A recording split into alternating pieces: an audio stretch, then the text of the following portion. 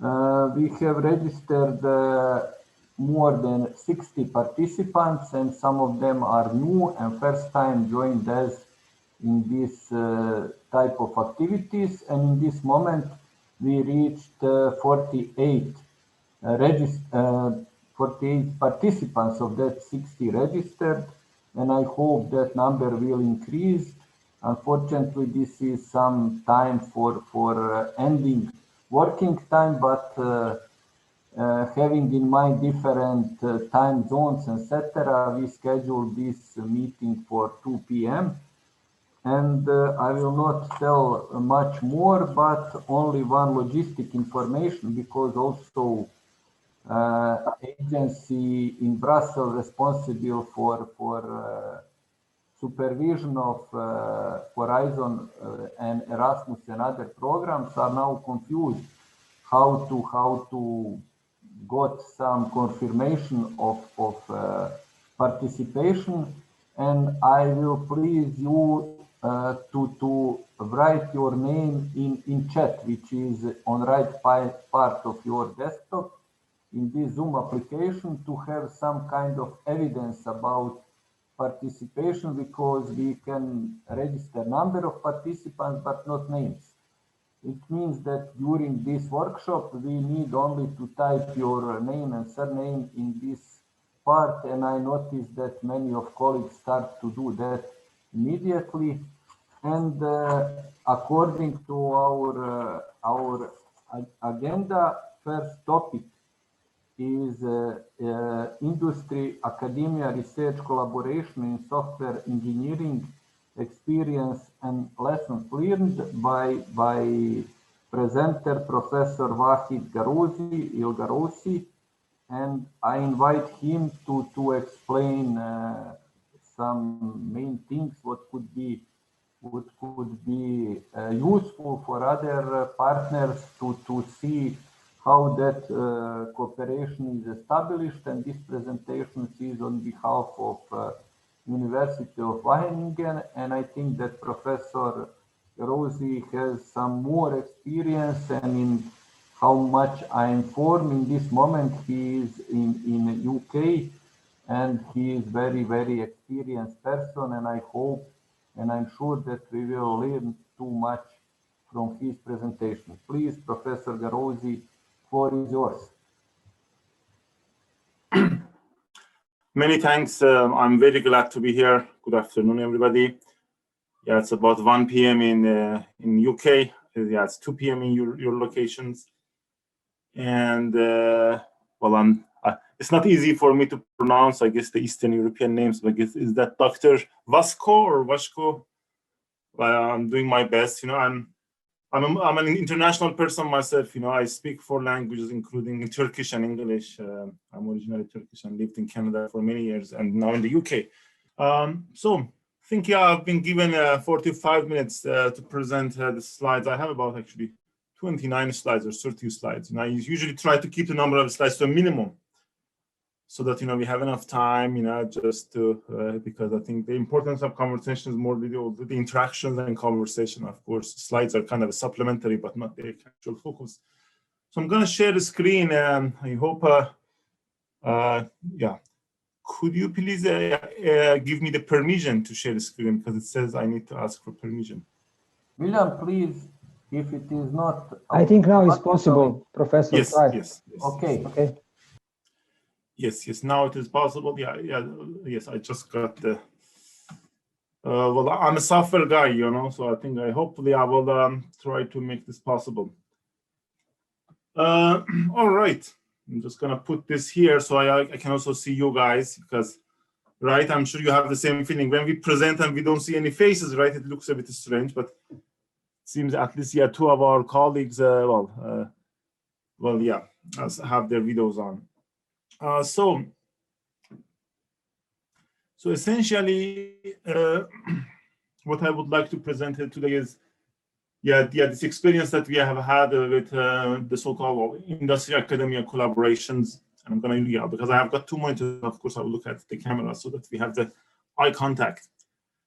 And as you can see, the flags there, I've lived in several countries, including these 3 countries. And So I'm a full-time associate professor in university. My area is software engineering. And also I would say perhaps about, one full day of the week, I also work in the role of software consultant as part of my consulting company, which you have the name there, Bahar Software Engineering. So because I like industry academic collaborations that consulting has been, and joint research. So joint research and consulting are two of the areas that make me very excited. So I will just spend one slide or two talk about my background, and also for some of you I have one or two slides about what is software engineering and what do we do, because some folks think software engineering is just programming. It is much beyond programming and development.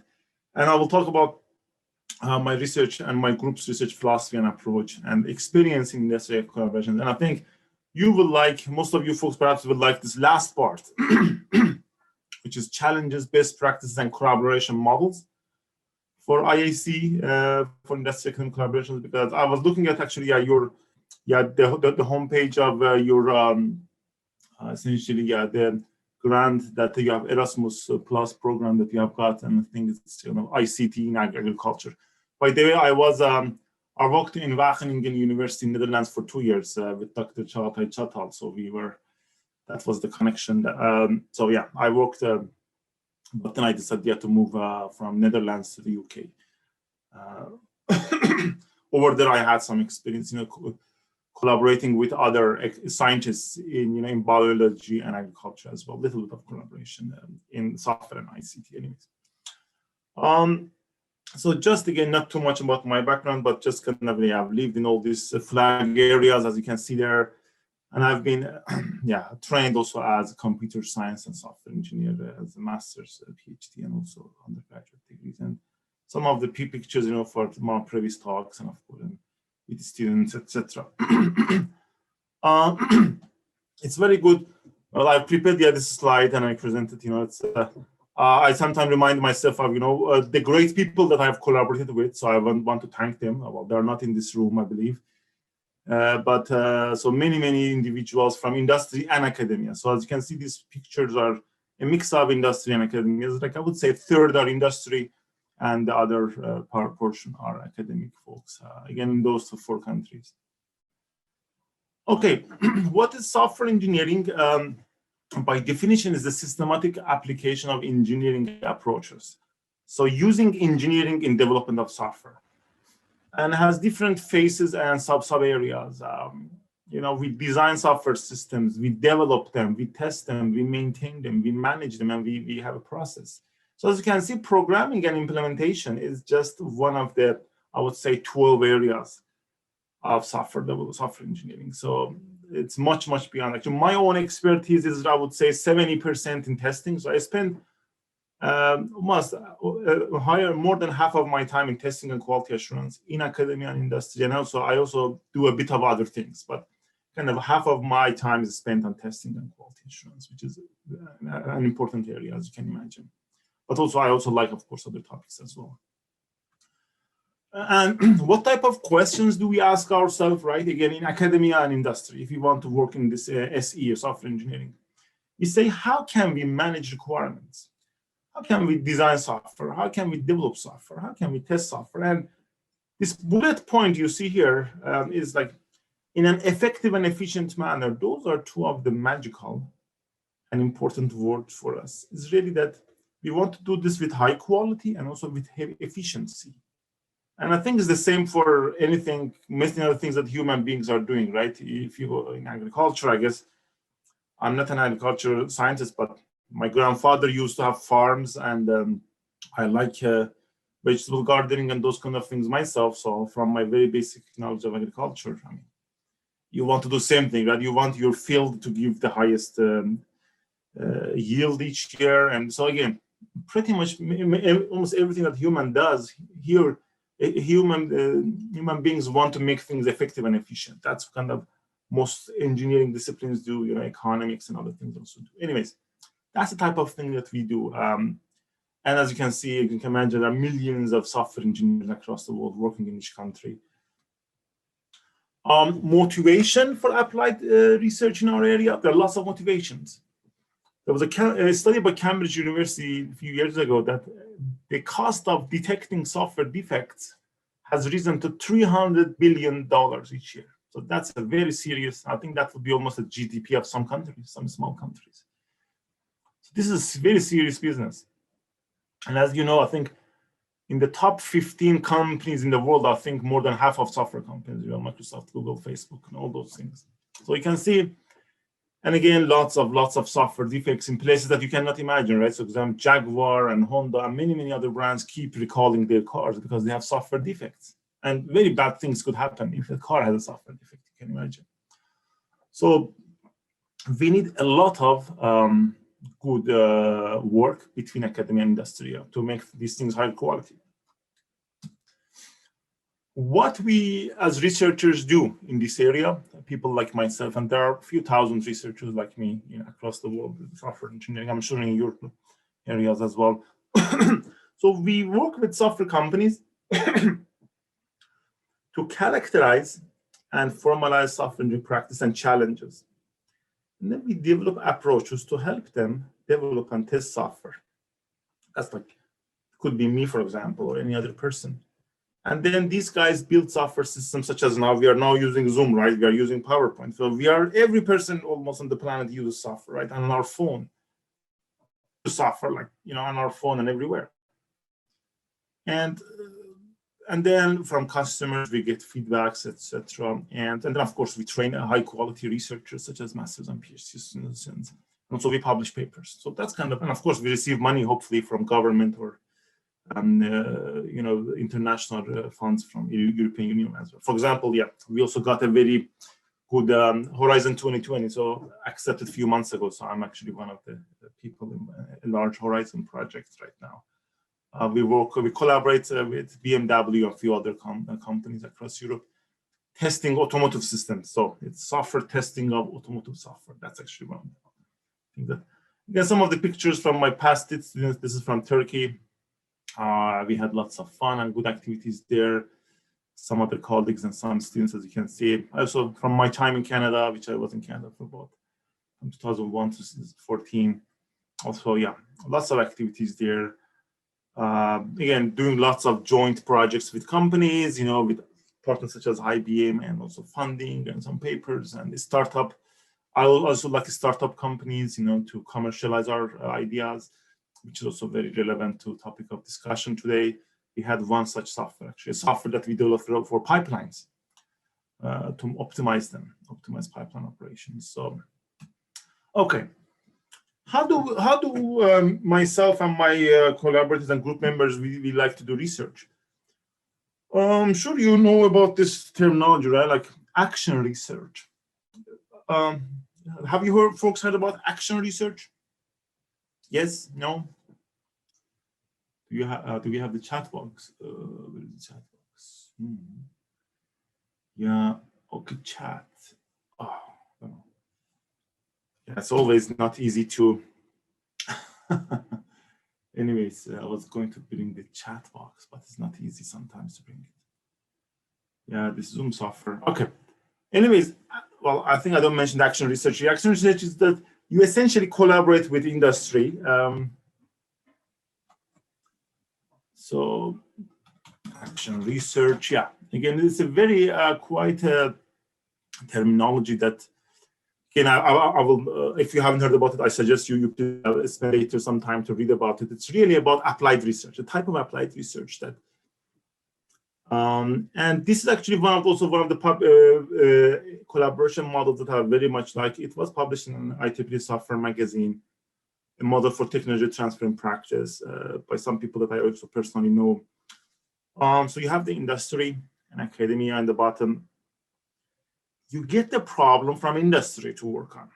So that's a very important point, where to start.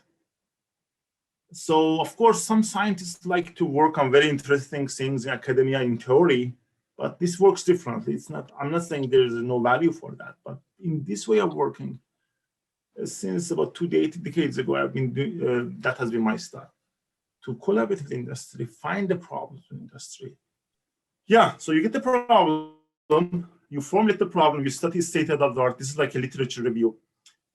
You work to come up with the candidate solution. You validate it in academia, in the lab, right?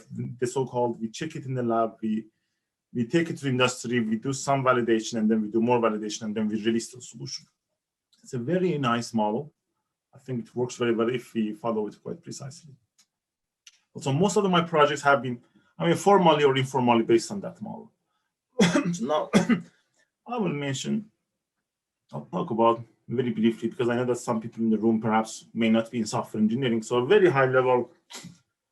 So I would say I have had about 12 large research grants with industry. So from some of those projects I will mention, let me just move this aside so that you can see that one. This is the new grant that we got. Actually, this should be 21. The project is officially started just in January, the first one. It's called Xandar, which is an acronym. And as you can see, the title is quite long. It's a Horizon 2020. We got it again. We're very good. We have some partners: Germany, Spain, Greece, Cyprus, and us in the UK. So that's the first grant. The second grant in this list is again there are 8 partners, and so 5 industry and 3 academia. Actually, these projects, as you can see, is majority is industry, 5 industry and 3 academia. The second one is much larger, about 21 million euros. We just finished it in December, about 2 months ago. Another exciting project. This was the so-called Introductory. It's IT for Europe. So it's a kind of IT-related funding agency. In Europe, also money comes from national governments. So I was connected to the Turkish side of this project because I used to work in Turkey, so I've got some good connections there as well. So I collaborated with a large bank in Turkey. The name is Kuwait Turk. Well, it actually means the Kuwait country and Turkey have a joint bank with that name. Anyways, this was the next level of test automation. In software testing, there is a technique called test automation. So we wanted to make it better. 34 partners from across Europe, including Ericsson and many large or small companies. So again, very large. And then this is a Turkish. So and then there are a few Turkish projects as well, as you can see there. I also worked with Turkish Aerospace, again, testing, aviation systems, aviation software. So I'm going to present from this Testomat project. Again, the homepage is shown there. Quite a, substantial person year, right? 168 person years, If a person would have worked on that project, that taken 168 years. So again, these are kind of more technical testing techniques that we did in this project, and this is some information about the European IT consortium. So what we did, actually, I'm gonna play actually a little short YouTube video for you. Let me just put this one there. Well, I will just give you again a very high level idea of what we did, because that may not be too interesting for you, but we want to test systems, right? We want to test web applications and mobile applications, right? You have many web systems, websites, and then mobile apps that we have on our phones. Test these things. Either you can test it manually. Manually means, you go, for example, to your email client, and then, you just, read emails or send emails. Right? You want to manually check if everything's okay. But this is too time consuming and makes us tired to test this. The other way is actually we have other software tools to test other software tools. So you have a software that goes and tests your given software. And then you just sit and relax and watch to see how you find the bugs. Of course, we have to configure and do something to design those test approaches. So that's kind of the cutting edge of software testing. And we developed one approach. By the way, you may say, what did you test it? This was one of them for this Kuwait Turk bank in Turkey, which is a large bank, one of the major banks. We tested their web application, online banking, and also mobile banking. So you can see all the mobile phones are connected to some machines here. And it was like a fun, you know, it would just automatically test these things. You will see that the phones turn on, and then we had designed the scenario that 24 hours, these things were testing our applications. So lots of fun, but of course you have to design it. It won't just happen by magic. That has to be designed properly. I know we like, well, unfortunately my daughter is there. Good job. Yes. Let's see how the sometime it seems internet is slow, but Ellen. So anyways, I mean, if internet is too slow, so you can just see that. So we put this, so the right hand side is a website that we want to test. The left hand side is my test software. This is a system that we have developed on the left hand side to test the actual system that I want to test. And it's using something called models. So you design models and graphs of the actual logic, and then you just let it run. You just click the button, and this run, for example, takes about 7 hours to test the entire system. So it takes 7 hours to actually go everywhere and click everywhere and do things. I mean, it's a very, yeah. So you can see a part of that. So we just, you know, sit back and let it. I mean, you don't have to watch. I mean, we didn't watch it, but so the system would email you if it finds any issues. But again, this whole technology has to be designed and developed, right? It's not. There are some tools already on the market, but you need to actually do lots of your own work to make this happen. So that was the point. Again, we wrote some very good papers. You know, so as you can see the pictures of some of my collaborators from. This is the Kuwait Turk Bank in Turkey. Developed, published some paper. This is another company, myself, and also the Saha Information Technologies in Istanbul, and also collaborator from Sweden, Christina University College, a good collaborator of mine as well, Andrea Arcuri. So yeah, and right now also we are publishing more papers as we speak. I'm going to now present one more project, again, very high level. From my Canadian projects, I've got perhaps 6 or 7 projects in Canada.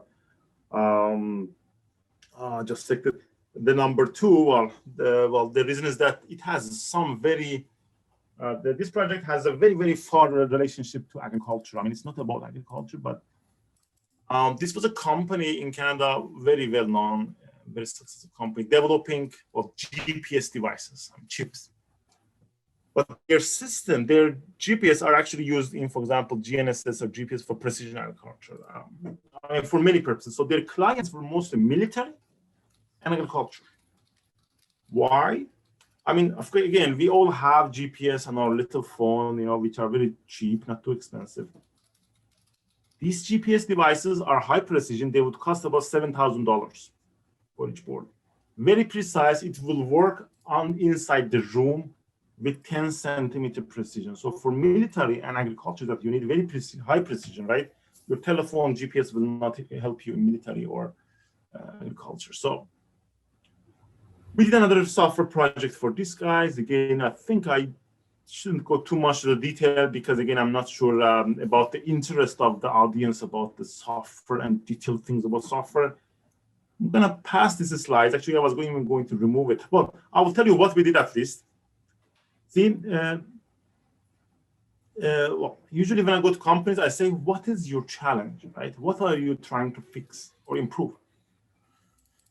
This company was spending lots of effort and money on developing documentation, software documentation, you know, because software developers write to like documentation, not for users, but for themselves, right? You write a document so that your colleague can understand your code later if she looks at it. Few $1 million were spent on documentation, updating them. It wasn't trivial cost. So they wanted to optimize that documentation. So we got about a grant of $300,000 from Canadian government, work on some money from the company as well. The solution was that we developed an approach and we tried to help them. It took about 3 years. Again, these are some details of how it was done. What about, assessing costs versus benefits, right?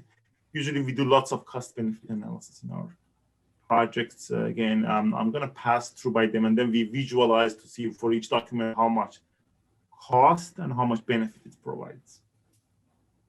Again, some good outputs out of that. Again, I like to put the pictures of my co-authors. We published a few good papers in good journals. These are two of the top journals in software engineering. The pictures are shown there. So we assess the usefulness of software documentation. That's a case study. So cost, benefits, quality of documentation. So, okay. So the part of my talk is really almost done. And I went very fast. Well, that's about half an hour. Now, this is, I think, very nice. This is the kind of meta discussions I usually call. Like, we did all this project, so what we understood, what challenges we observed in best practices, and what challenges we observed. I also do some research on these things. I like meta research, research about research. So again, with two colleagues, one of them in Turkey, one in Sweden, we did are you guys familiar with systematic literature reviews, SLR papers, survey papers? Some people call them survey paper, but the systematic ones are called systematic literature review. I'm sure perhaps in your fields also you have SLR papers. I mean, in software, in medicine, social sciences, and also software engineering, people are very passionate about systematic review papers.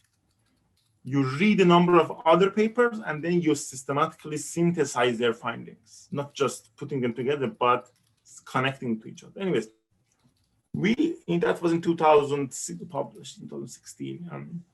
We found 33 other papers in this area, in the area of challenges and best practices for industrial collaborations. Of course, in many other areas, there are many papers in management science, social science, but we looked at up.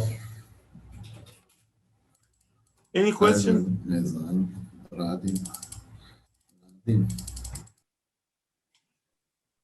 So, but are there any questions? I hope, please feel free to interrupt me in the middle if there's any questions. Okay, so essentially, the chat box is here now. I had brought the chat box, but it was showing under all the other windows. I wasn't able to. Of course, there are no questions. You folks are writing now. The location or your affiliations in different universities. By the way, I like the University of Tuzla. I think also in Istanbul, there is an area of the city called Tuzla. I don't know if those two things are related. One of my friends live in that area of Istanbul, but it's named Tuzla. Anyways, that's on the Asian side of Istanbul, close to one of the large universities there. Okay. So these are, for example, 3 of those 33 papers, right? For example, an author from Ericsson and Chalmers University wrote this paper about agile collaborative research.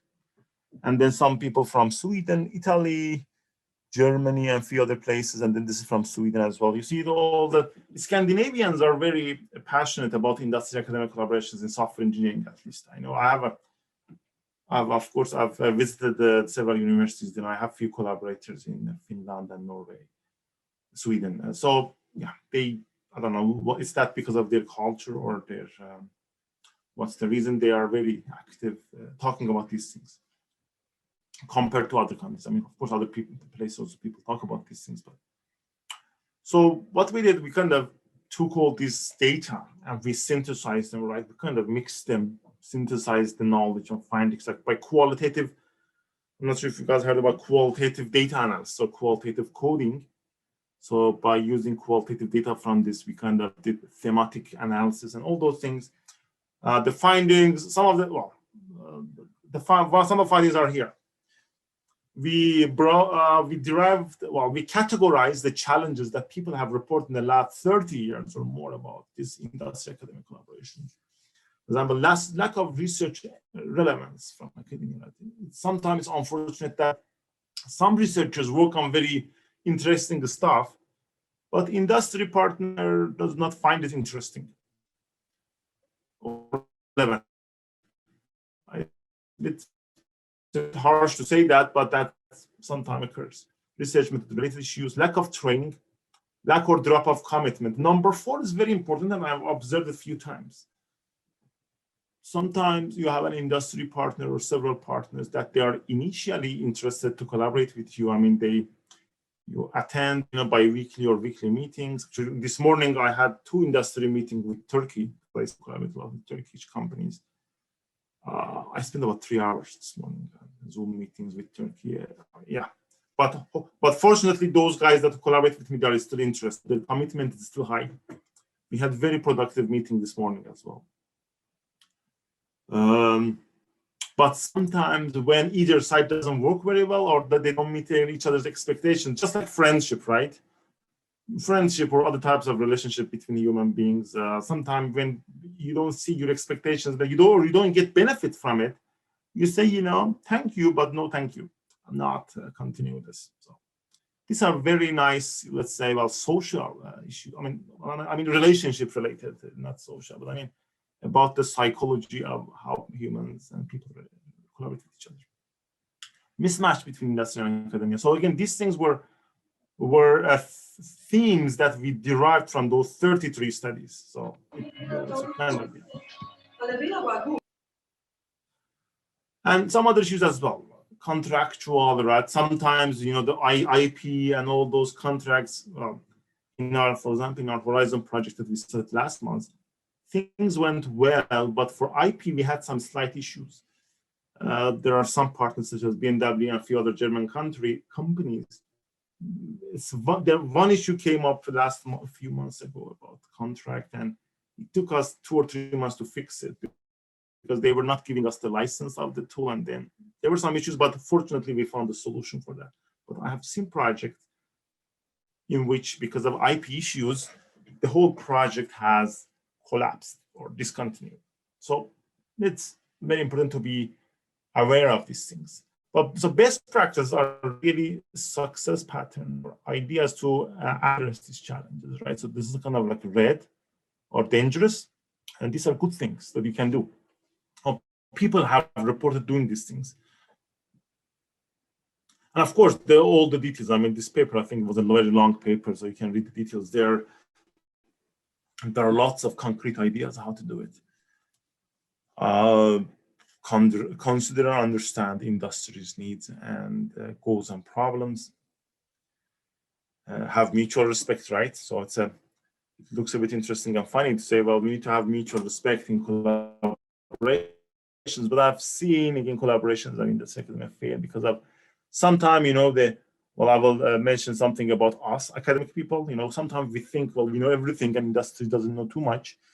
That's not correct. So it's about valuing and respecting each other's expertise. Be agile. This is, I'm sure you have heard about plan-driven process. Right? Some people plan too much and they don't do too much work. So planning is good, but you need to actually deliver and do.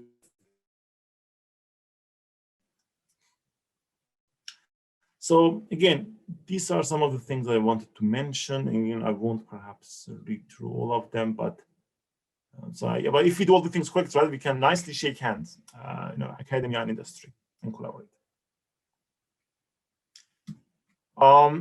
During that also, we kind of, from our experience and also I also had another paper with 2 other industry folks that names are mentioned there, right? I reported my own experience, our experience from doing these collaborations in testing from Canada and Turkey in this particular paper.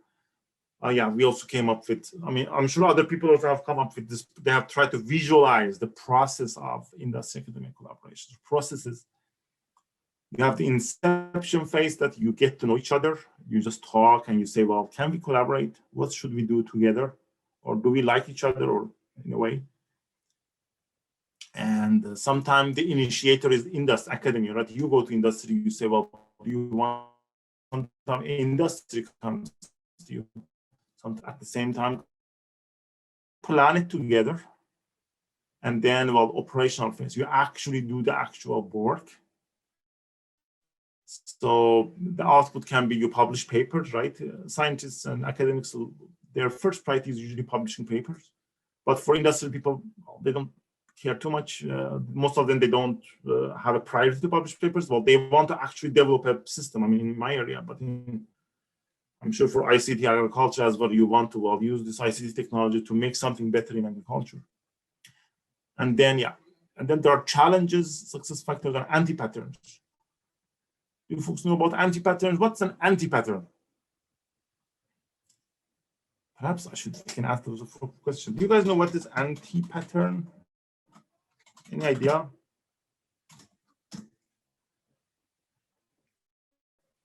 Any suggestions to make this more interactive?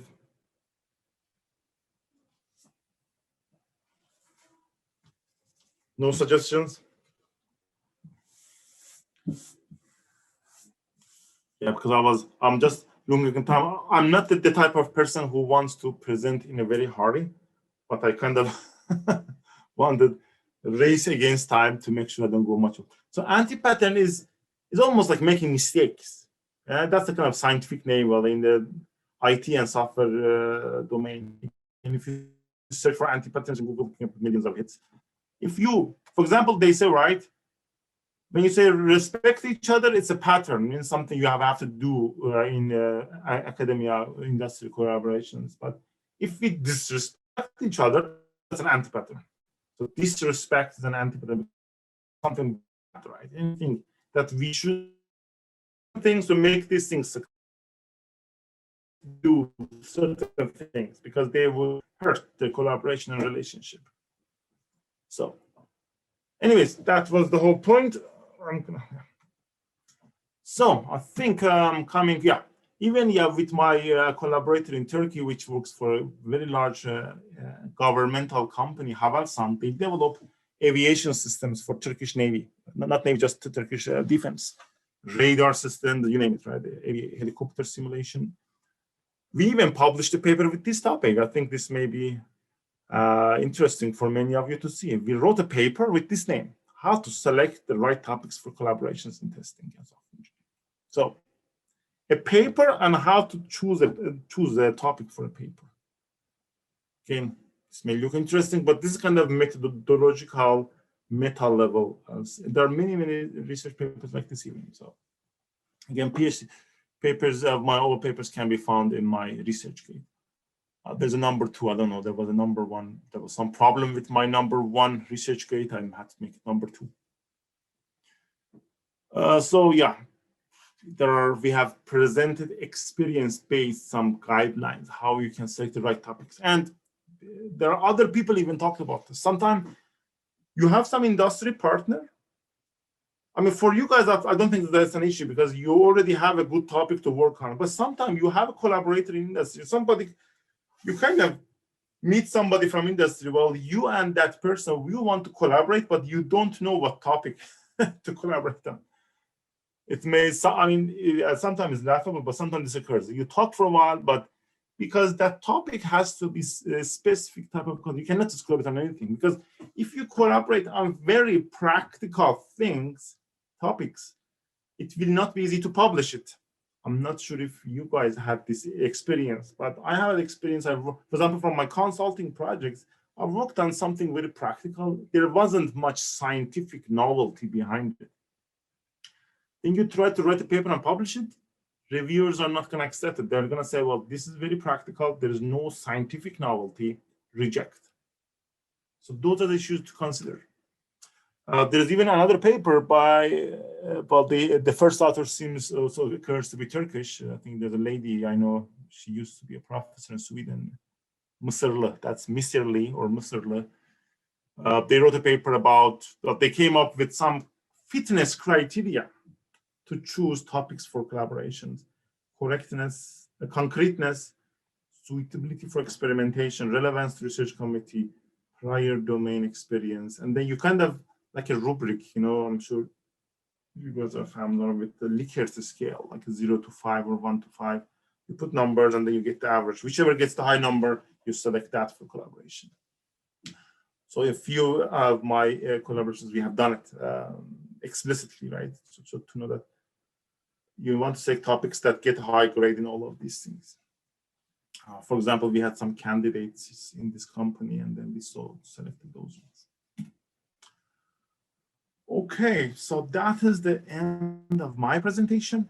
About 30 slides. I hope I didn't go too fast, but I think, yeah, and now I will be glad to hear your questions.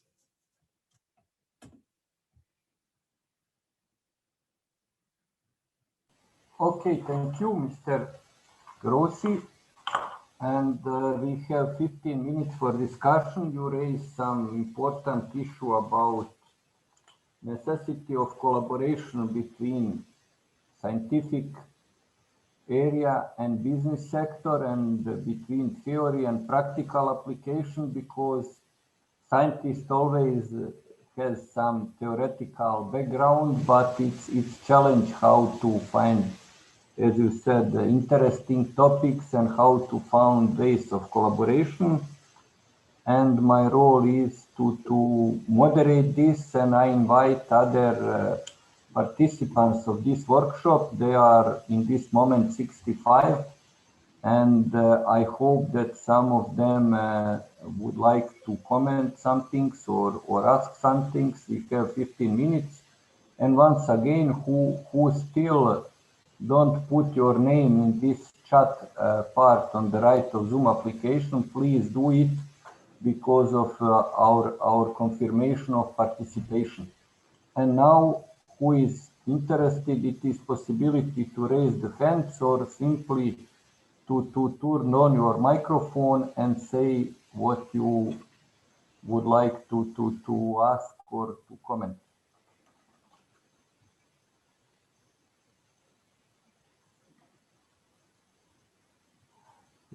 In this moment, there are no raised hands, and it is like with students, they are listening but not asking.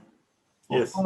Of course. Okay, Željko, may I just, before other people raise the question, first of all, I would like to thank you, Professor Barussi, for your time. You're welcome. And a very nice presentation. And I think that you are lucky that you have your daughter with you, so she can interact with the time from so many meetings which you have during the whole day. So yes. It's obvious that you gain a very huge experience in cooperation from the various countries, various continents, I would like to say. And as you pointed, you actually didn't work too much in ICT in agriculture, but from your experience, you mentioned so many challenges, I think, in cooperation between academia and business sector. And at the same, very nice slide. You can, yes, this one. So there is like 10 of them. From your, let's say, practical aspect, which of them is, let's say, the most complicated to achieve for both sides? How to find, because now we are trying through our project to somehow to increase the cooperation between academia and business sector in use of ICT in agriculture. It's a new field for us. I'm coming from agriculture, so we are looking now for cooperation with industry. What can be the biggest challenge for us, like some news in this field, when we start to cooperate with the industry? Also, I would like just to mention that this your last slide, when you mentioned the right topic, I think that from our experience, we really have sometimes problem to find the right topic, because what is attractive for us sometimes is not really attractive for industry. So let's summarize. What is the biggest challenge among those 10? Or can you? Thank you. Sure. Thank you for the question. By the way, I understood your questions very well. Could I ask again, just to clarify? So your current affiliation, are you a professor in university? Like, and what is your field? Sorry, again, your field. It's a horticulture. It's agronomy, okay. But it's horticulture. Okay. And how much IT knowledge? I mean, may I ask you have? Like, how much? I'm really beginner, you know. So we are trying through this project to make connection with our colleagues from some electrical engineering faculty, and to find some common field for cooperation in applying of the new knowledge in agriculture, let's say. Yes. By the way, I didn't have a slide. I'm gonna answer your question and then mention something quite important as well. Well, well, let me mention my idea, because that's almost part of the answer. Because now in your setting, from what I understand, actually, I didn't have a slide, but I had few other projects that I collaborated with non-computer scientists. So they were people. Actually, one of the projects with slides, we developed an optimization software for oil and gas industry in Canada.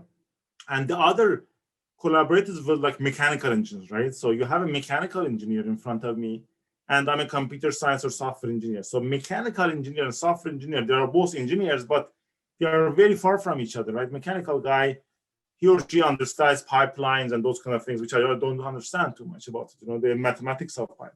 Anyways, so in those projects, actually, one of the big challenges for me as a scientist in software and an engineer industry, mechanical engineer, was that we had different terminology and vocabulary. Of course, we were both speaking English, but he is a mechanical engineer, right? I mean, if I want to explain the software concepts to a mechanical engineer, it's challenging. I'm sure this may be also for you guys, because terminology, I mean, as you said, you are in horticulture or agriculture, and I'm sure, well, by the way, my brother is an agriculture engineer, they call him. He studied, so sometimes I talk with him. But I mean, my brother is in, I think how to efficiently raise, cows and those kind of things. That's what he studied, and he worked for a few years, but then he changed his career. So, I mean, if you discussed in technical terms in different domains, I think in addition to these challenges, actually, that actually not mentioned, one of these ones, I think, that's number 6, right, which is the communication related issue. So it's really that the terminology is different. So that's one fundamental challenge. And of course, that could be improved if both parties of the conversation try to understand the other. Because, for example, in my collaboration, when we developed that software for oil engineers, well, I ended up learning a bit of a mechanical engineer, right? I mean, I ended up learning some of it. Of course, I couldn't be an expert. So, but so you were asking what are the other things? My experiences, like number 4, even if you have high interest from both sides, again, if both sides do not see because everybody has an expectation and has kind of goal from this collaboration. So if one of the parties does not see his or her objectives are being met as the months and years progress, then it's very natural for any human being, right, to decrease his or her interest level and commitment. That's just the nature of us, and as a human and as an organization. Like you say, well, this is not giving me very good value. I'm kind of going back. I'm going far from it. So this is yeah. So those 2 things, in my opinion, in my experience, are the most important. And just one question regarding the topic. You mentioned the topic and difficulty to find the proper topic. Yeah, right topic. From your experience, does right topic came from the industry needs or from the academy? Very good. I mean, it could be either or. I have had projects, again, in my project pool, those projects that industry already had done its own project, let's say exploratory analysis. They have kind of done their brainstorming in their team, and they knew what they want. So they say, for example, right, we are developing this mobile application. Can you help us in this particular aspect? Right? We know that you know these things. Can you help us? So they come us, and then the problem is, well, I won't say simpler, but at least you know the problem to solve. You can focus it on and carry on. But sometimes, again, with this company, with this company that you can see in the screenshot, it's a Havelsan. It's a company about 2,000 people in Turkey. Again, one of the aviation contractors. They develop systems and software for air defense.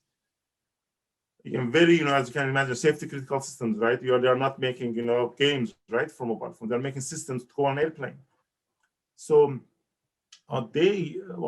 I met actually this gentleman, his name is Kadir Harkiloğlu, in a conference actually in Istanbul many years ago. And then we kind of talked, and we kind of liked each other, We thought that, well, the other person knows something, So we talked with each other, I found him to be a kind of an intelligent person in this area, and I think he also found me the same. So then we just chatted, then of course it wasn't COVID times, I visited their company, and I gave talks. Well, we didn't know what we want to collaborate on, but we knew we want to collaborate. You want to collaborate, but you don't know what to do. So I gave a talk, like right now I'm giving to you. I gave talk about my projects. I said, well, this is my portfolio. I've done this, I've done this, I've done this. And then it took like 2 or 3 sessions that I present myself. And it took 2 or 3 sessions for them. We just sat on a big round table, we had tea and we talked. And then they presented their projects, right? They said, we are developing this radar system, this system, this system. And this is how we do testing of the systems. And then discussion was getting more canalized, more, stream. And then for example, I will tell them, right, so you have this system, you test it. Perhaps if you test it like differently, perhaps it will be a bit better. And then that's where ideas started. So those ideas actually led to this, I think 7, right? There are 7 candidate topics here. We spent about, I would say, 4 or 5 meetings, each 2 hours. So we got 10 hours to come to this point, 7 candidate topics. And then, of course, we couldn't do all 7 of them. We said, well, which ones we should do first? And then, we can, of course, without a table, you can even say, right, which one is better, right? People can always have a feeling about which one. And then for me, for example, right, relevance and whether can I get publications out of these things was important. So we kind of looked at this. It has to be concrete, right? If you have a very vague idea, right, that won't take you much progress. So these are some of the ideas. Okay, I don't have any more questions. I just want to thank you on behalf of our consortium, and especially to our colleague Kagatai, who make the connection with you, and for your quick response and whole participation during the organization of this workshop. And I hope that we will have opportunity to invite you to be our guest, but physically in this eastern part of Europe, because you said you never visit this part, if I understand well. So let's hope that Viral will be opportunity to bring you at least in Tuzla, if not in other part of our countries. And thank you very much. It's very nice of you. I'm sure, well, culturally, again, because I'm, well, let's say half Turkish or full Turkish, I like, I think I always like, I've met few people from Eastern Europe always, and I like the people from there, I think. Sure, and again, it was great to be in this particular chat, and hopefully when things are back to normal, I will be glad to see you folks there. I will also be glad to see you here in the Northern Ireland. And I think, hopefully if collaboration ideas, emerge, so if my ideas you think could benefit your work in any way, we can still keep in touch. Okay. Yeah, for sure. Thank you very much again. All right. It was a pleasure to be here. Yes. Thank you. We are in according to timetable, and before we move to next presentation, only my sorry, because this situation cannot allow us to combine physically, as Miljan mentioned, and to have chance in this project to visit different countries, different institutions, and to more utilize this opportunity and budget of the project. We are obliged to adjust it to this situation, but also this confirm how much is important some software solutions which allowed us to combine and to discuss this in different ways. I thank you, our first speaker, and I invite next. It is a presentation on behalf of the University of Bucharest from Romania, and the topic is cooperation of University of Agronomic Science and Veterinary Medicine of Bucharest with specialized companies in ICT, and they are a group of authors of this presentation, and I don't know who will, on behalf of that group, be speaker, but welcome to continue with your presentation. Thank you. Hello, everybody. Can you see my presentation? Okay, my name is Adrian Peticilă. I am from the University of Agronomic Science and Veterinary Medicine in Bucharest, Horticulture Faculty, and I'm very glad to be here with you at that interesting and useful workshop. Unfortunately, we can be together face to face, but let's take advantage of technology and present my paper between cooperation of our university and with specialized companies in ICT. Let me introduce in a few words our university, and after I will present free cooperation with which company in ICT. Our university is the oldest university in the largest institution in higher agronomic education in Romania, founded in 1852. And in 2010, we accredited our programs of study with high level of academic trust classification. Our university are around 11,000 students in 7 faculties, which 23 bachelor science study programs and 29 master science programs, and two doctoral school. We have 52 Erasmus agreements and 29 international framework agreements. In the research and development and innovation, our university has 12 research centers and 3 research and development stations. Our faculty was established in 1948, is the oldest specialized higher education in Romania, around 1,000 students, which two specialized in the cycle 1, horticulture and landscaping, which 4 specialized in the cycle 2, master sciences studies, integrated technology for the production of high quality horticultural products, management of biodiversity conservation, organic horticultural sciences, and wine making, marketing and management. Our faculty has 2 departments, bioengineering, horticultural and viticultural system, and landscaping, biodiversity and ornamental horticulture, how I say. So, of our university, directly coordinating by our horticulture faculty, we have 3 research stations, and you can see below this map the geographical position of these 3 section research institutes.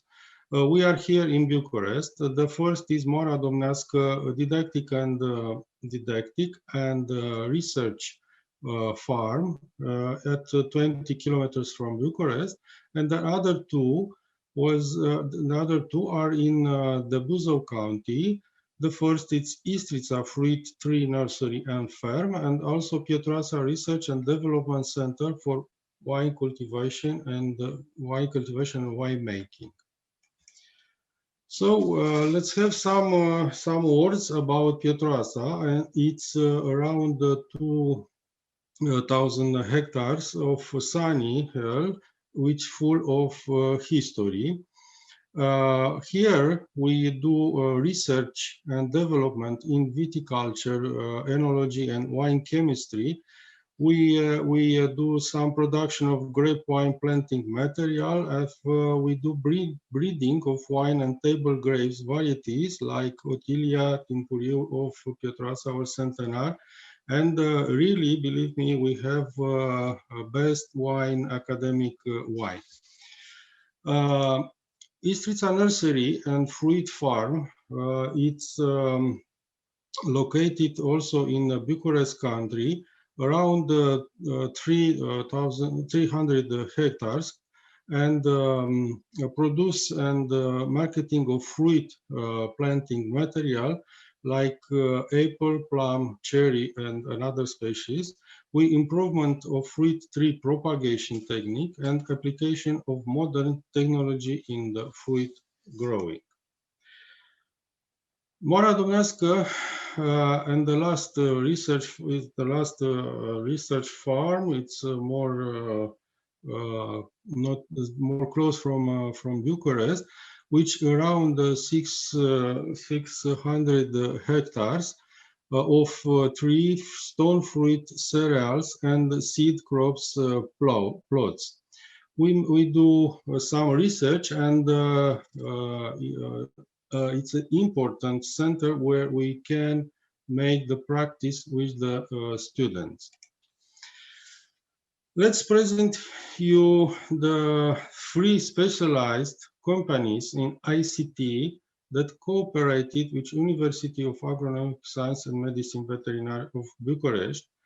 Siswin Solution is the first, Terra Signa is the second, and N10 is the third. Siswin Solution, it's research and development performing medium-sized enterprise company. It's the leader on Internet of Things and the communication protocols and sensor in order to respond to the connectivity requirements of various industrial verticals. In 2016, they win the innovative platform for they win a project, the innovative platform for versatile M2M application project founded by European Union for Priority Axis 1, Research, Technological Development and Innovation, with a total value €1 million. In less than 3 years, based on the innovative platform, Siswin successfully released 4 new Internet of Things solution developed for smart cities and, most important, precision in agriculture. Cooperation protocol between our university and Siswin Solution was signed in June 2017 and aimed at facilitating the testing of the performance of the monitoring system, SysAgria system, developed by Siswin on the agricultural lands owned and exploited by our university in the research station. The results are being used in research projects and are disseminated at international conferences. This is the SysAgria application, and you can access and use the credential above. Precision, the SysAgria systems monitors and records vital parameters of soil, air, precipitation, and light flow software, and offering the ability to monitor crops anywhere and anytime. Specifically, in the vineyard management which SysAgria wines, you can saving hectares of wines and preserve wine production by preventing frost damage, cost saving and preserved quality by choosing the right time and quality of pesticide, optimized cost of irrigation, up to 30% reduction of cost and number of disease treatment by using just in time, and more efficient disease prevention. Let's see a short movie of system of SysAgria system. I don't know if, okay.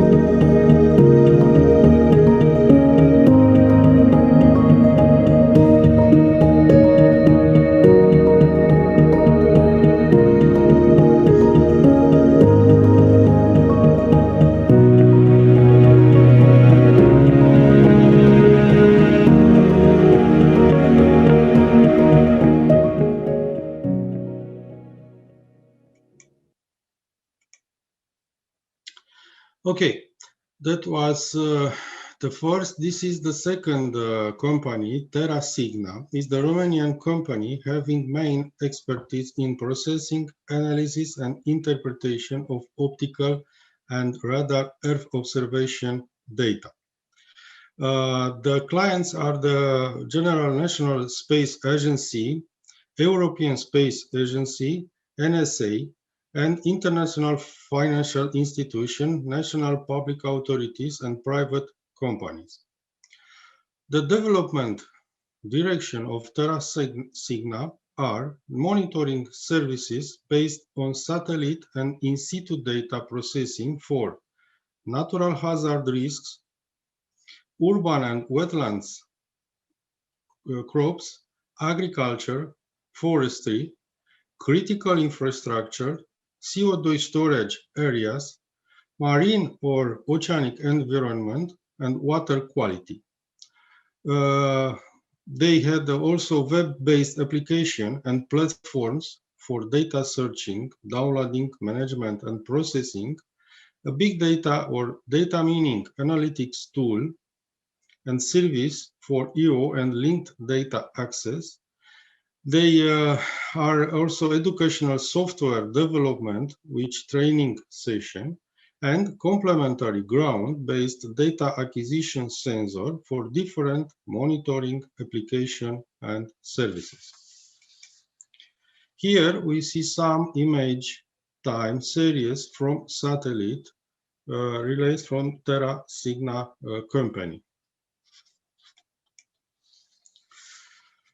And our project, which Terra Signa, it's SAR, a campaign support for Sentinel-1 companion satellite. Location of this project is in Marea Domnească Didactic and Research Farm near to Bucharest.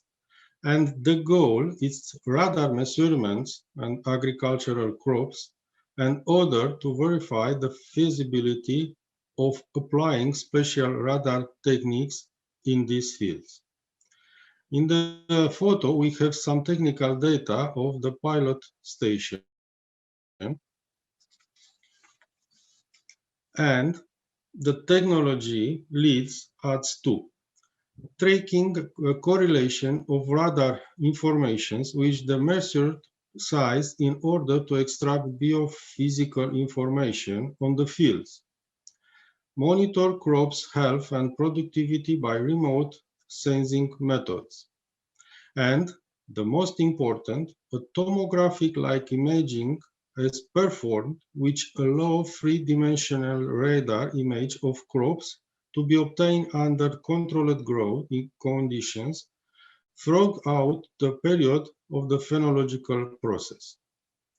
And they can investigate the capability to detect the effect of various factors, such as the water content of strains, soil moisture, pest disease.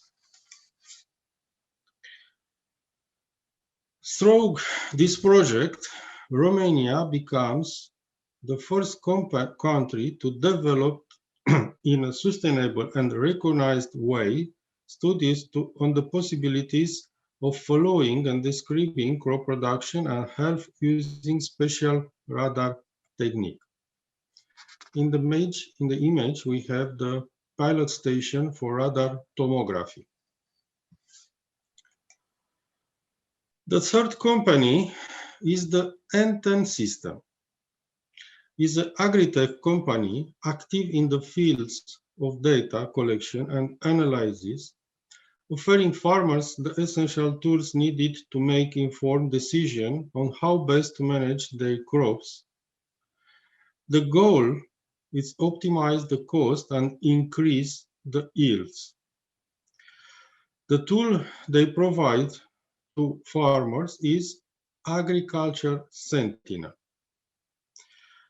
It's a multi-purpose observation station which is able to orchestrate multiple wired and wireless sensors and actuators which versatile remote communication capabilities of this.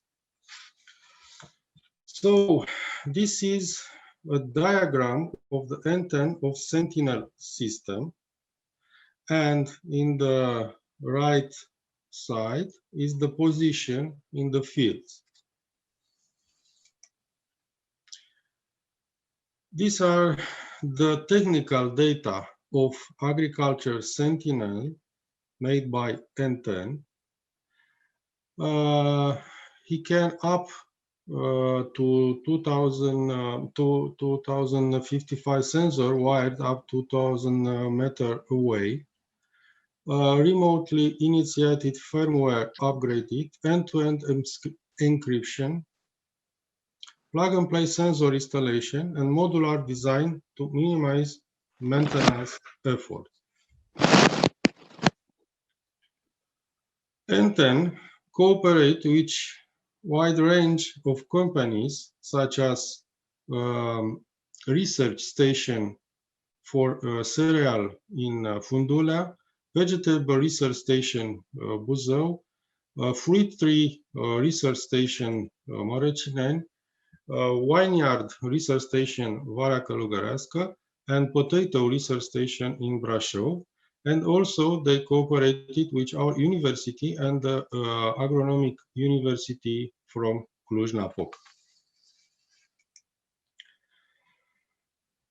So another project between our university and Romanian Space Agency is GeoFarm project, a core Copernicus infrastructure for a national geospatial advisory system for irrigated perimeters. This project was implementation in 2014-2017 in free pilot area at Marea Domnească Didactical and Research Farm. The consortium was established between Romanian Space Agency, our university, the Institute of Agricultural Economy of the Romanian Academy, and other two companies. The goal of this project was establishing innovative and new Copernicus service capacities for the irrigation water management in that three pilot area what I mentioned. The objectives was the foundation of user community, the Copernicus assisted toolsets, and the validated service scenarios.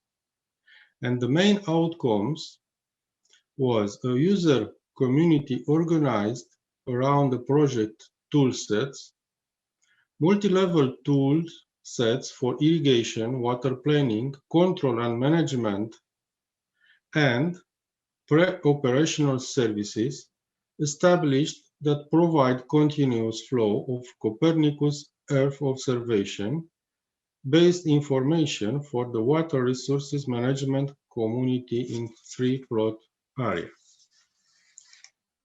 Here we have some images which volumetric surface humidity estimated from Landsat and RadarSat 2 data with that project. Thank you for your attention. And if you have some more questions, please do it. And if I don't know all the aspects of that project, I will send you the answer. And thank you for very much. And really, we waiting you in our beautiful campus in Bucharest, and also in our beautiful research station near to Bucharest. Thank you again, and congratulations for the workshop.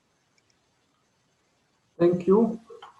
And looking for our agenda, I think that we plan to have common discussion after next three presentations. If you will be with us until the end, I propose to open floor for discussion at the end. And now I will invite colleagues from University of Maribor. Or no, it's from Slovenia, but representative of the company Thermodrone, and it is topic of his presentation. He is Sergey Krajnc, Industry Faculty Partnership in Slovenia, the use of drone and satellite images in precise agriculture. And please follow with your presentation, and after that we will discuss all together.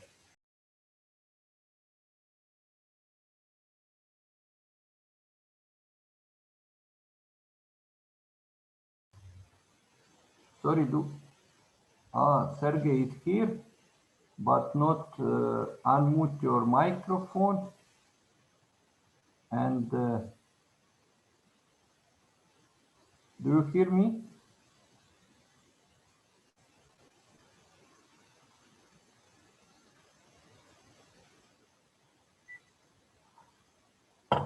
I think no. And what Miljan proposed, I think that we can discuss, because we are 10 minutes before timing for this presentation, and perhaps colleagues is not still ready. If I propose to open some discussion, Miljan. Yeah, it's okay, because Sergey was in time, you know, probably something it happened, but oh, no, he's here. Okay. Okay, if I may utilize this opportunity, and I saw that... Željko, Sergey is now here with us, so maybe we can continue with presentation. Okay. We will follow original schedule and discuss later. And Mr. Krajnc, please present your case from Slovenia. Hello, thank you for the invitation. Can you hear me and see my presentation? Yes, perfectly. Excellent. So, hello everybody. My name is Sergey Krajnc. I'm from young company Thermodrone from Slovenia, where we incorporate drones and satellites and other modern technologies into the food production, into agriculture, to reduce the use of pesticides and fertilizers. Today, I will present you our practice, our work in practice in the field of precision farming, which all started in year 2017 in collaboration with our local university from Slovenia, with University of Maribor, with Faculty of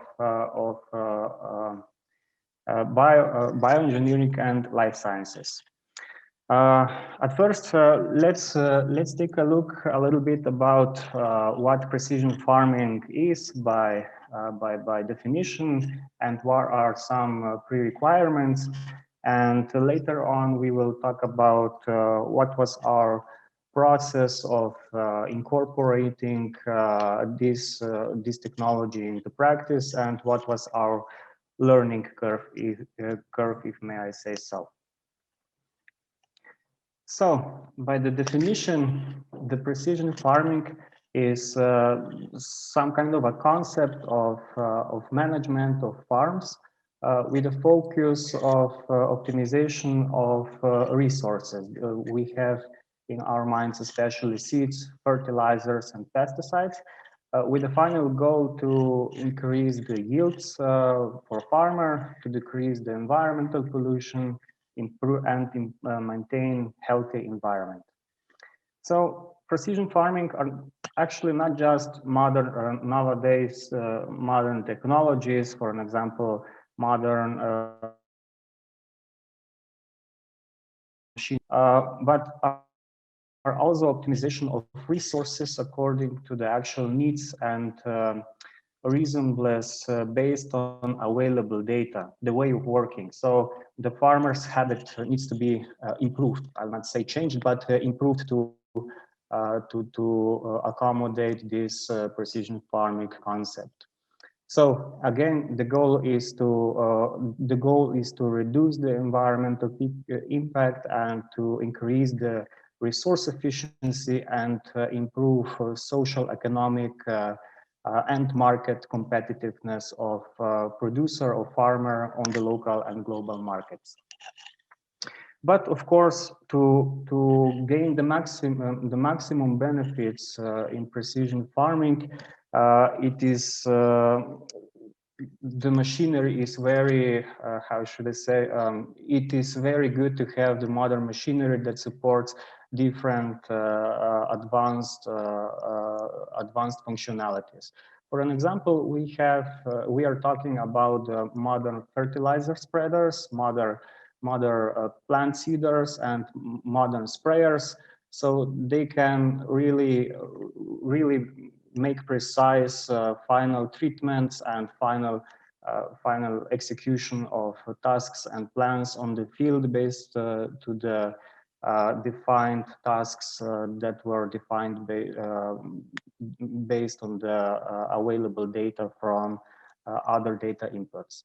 So this type of smart machinery needs another smart piece of equipment which is installed on the tractors. These are the special tractor terminals that are connected to the smart machine via one bus called ISO-bus. It's a standard connection that connects this terminal with the machine, and on these tractor terminals, all the data, all the tasks are imported and defined so that on the field, machine carries out tasks as autonomously without user intervention.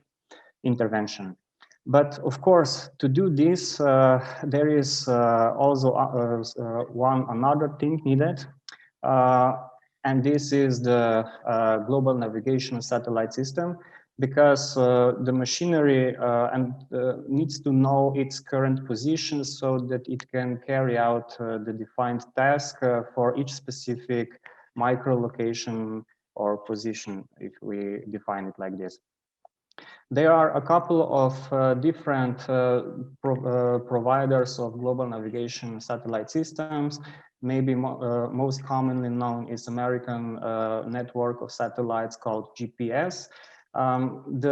These satellite navigation systems are of, how should I say, different occurrences, different resolutions. For an example, just plain GPS or GLONASS or Galileo or other satellites provide accuracy of around 5 to 10 meters. For an example, it depends on the location where you are.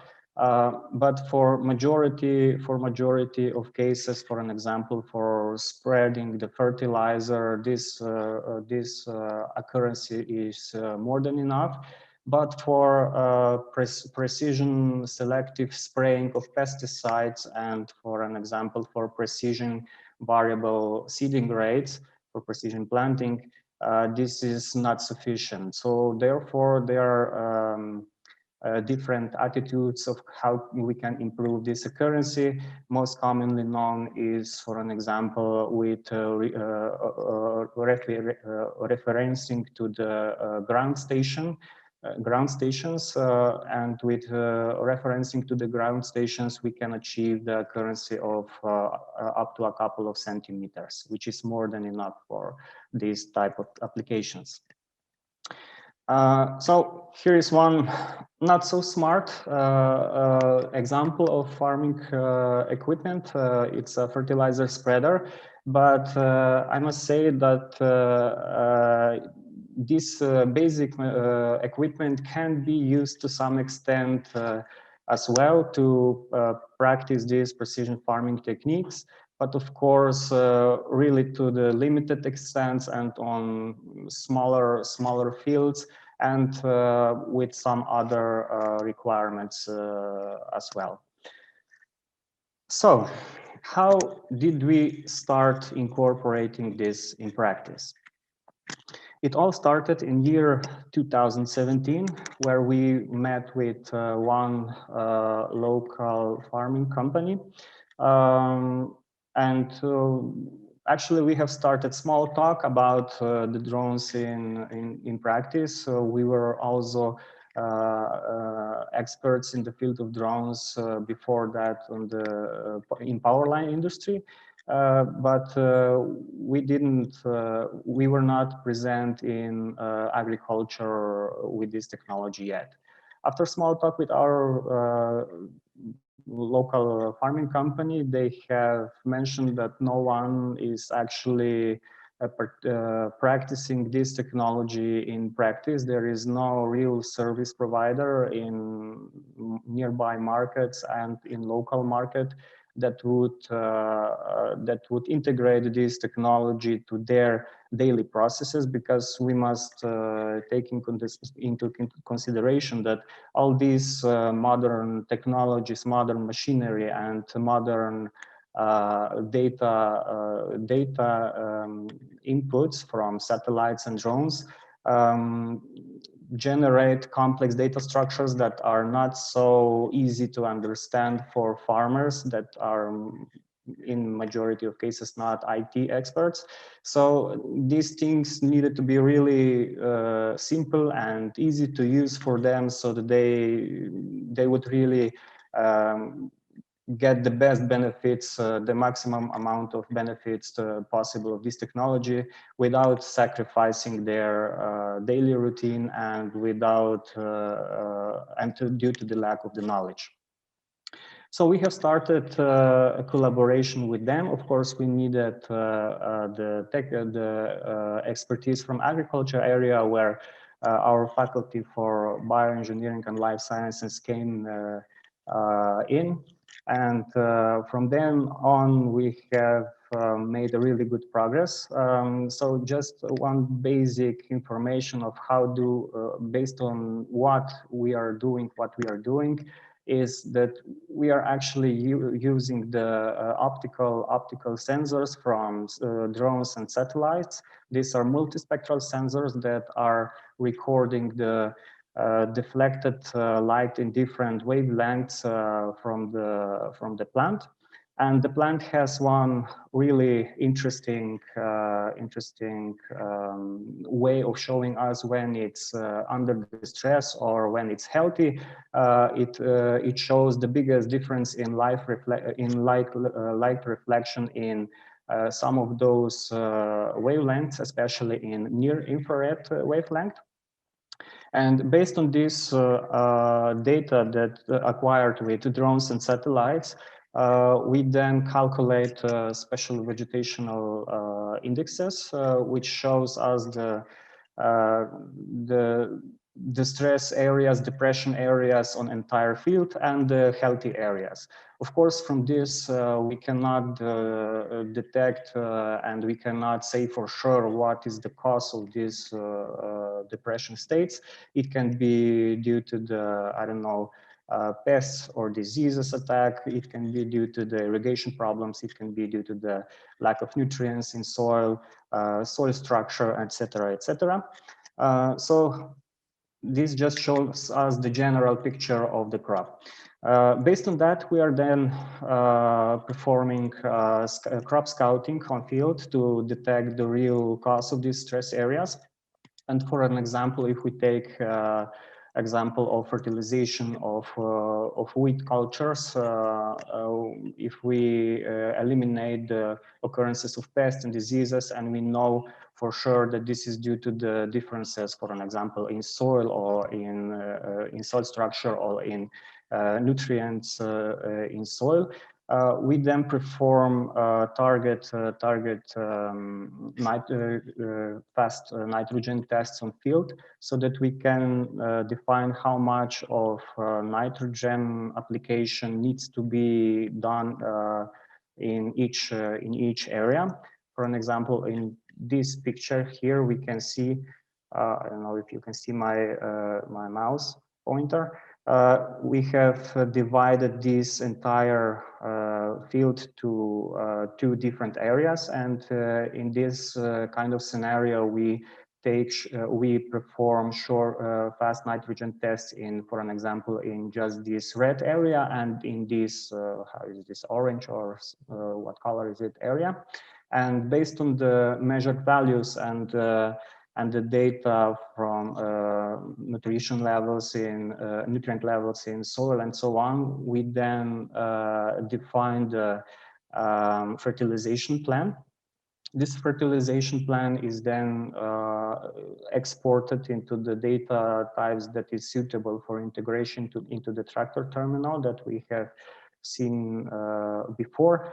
And when the data is successfully integrated into the tractor terminal and the connection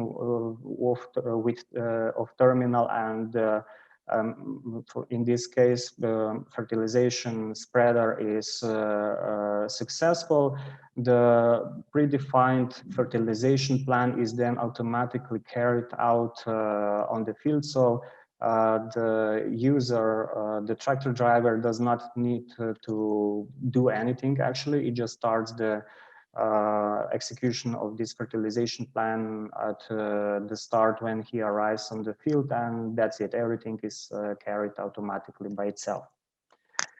Here, for an example, is the presentation of how this works in reality. So we can see that the fertilizer spreader knows its position, and based on this position, actually the terminal calculates everything, and based on this position, the amount of fertilizer is variably applied based on the predefined fertilization plan.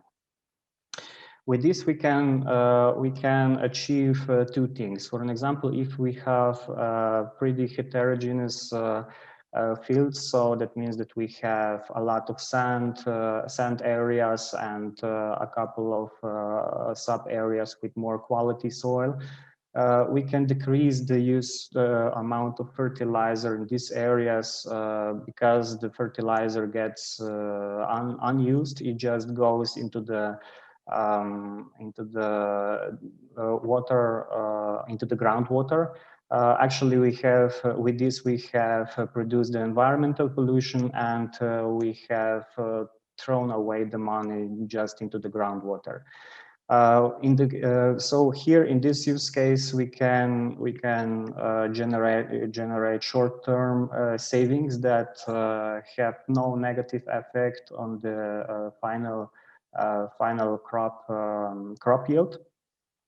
But in the cases where we have more homogeneous fields, we do not lower the use of lower the amount of fertilizer used, but we arrange it more efficiently. So, for an example, in cases where on almost all fields we can see some kind of stress depression states and so on, and if we see this in early stages of fertilizations, we can redistribute the actual amount of fertilizer so much that we can achieve the better final yield with how should I say, with leveling the crop. For an example, in early stages of growth stages, if the crop has some depression states, we can get a bigger amount of fertilizer in more depressed states and smaller amounts or more healthy states. And in second fertilization phase, we can already observe the leveling of the entire crop, which on the final yields can produce more level yields, which we have already done in practice, and we have proven this with using the yield maps as well. So here is one perfect example of what I just said.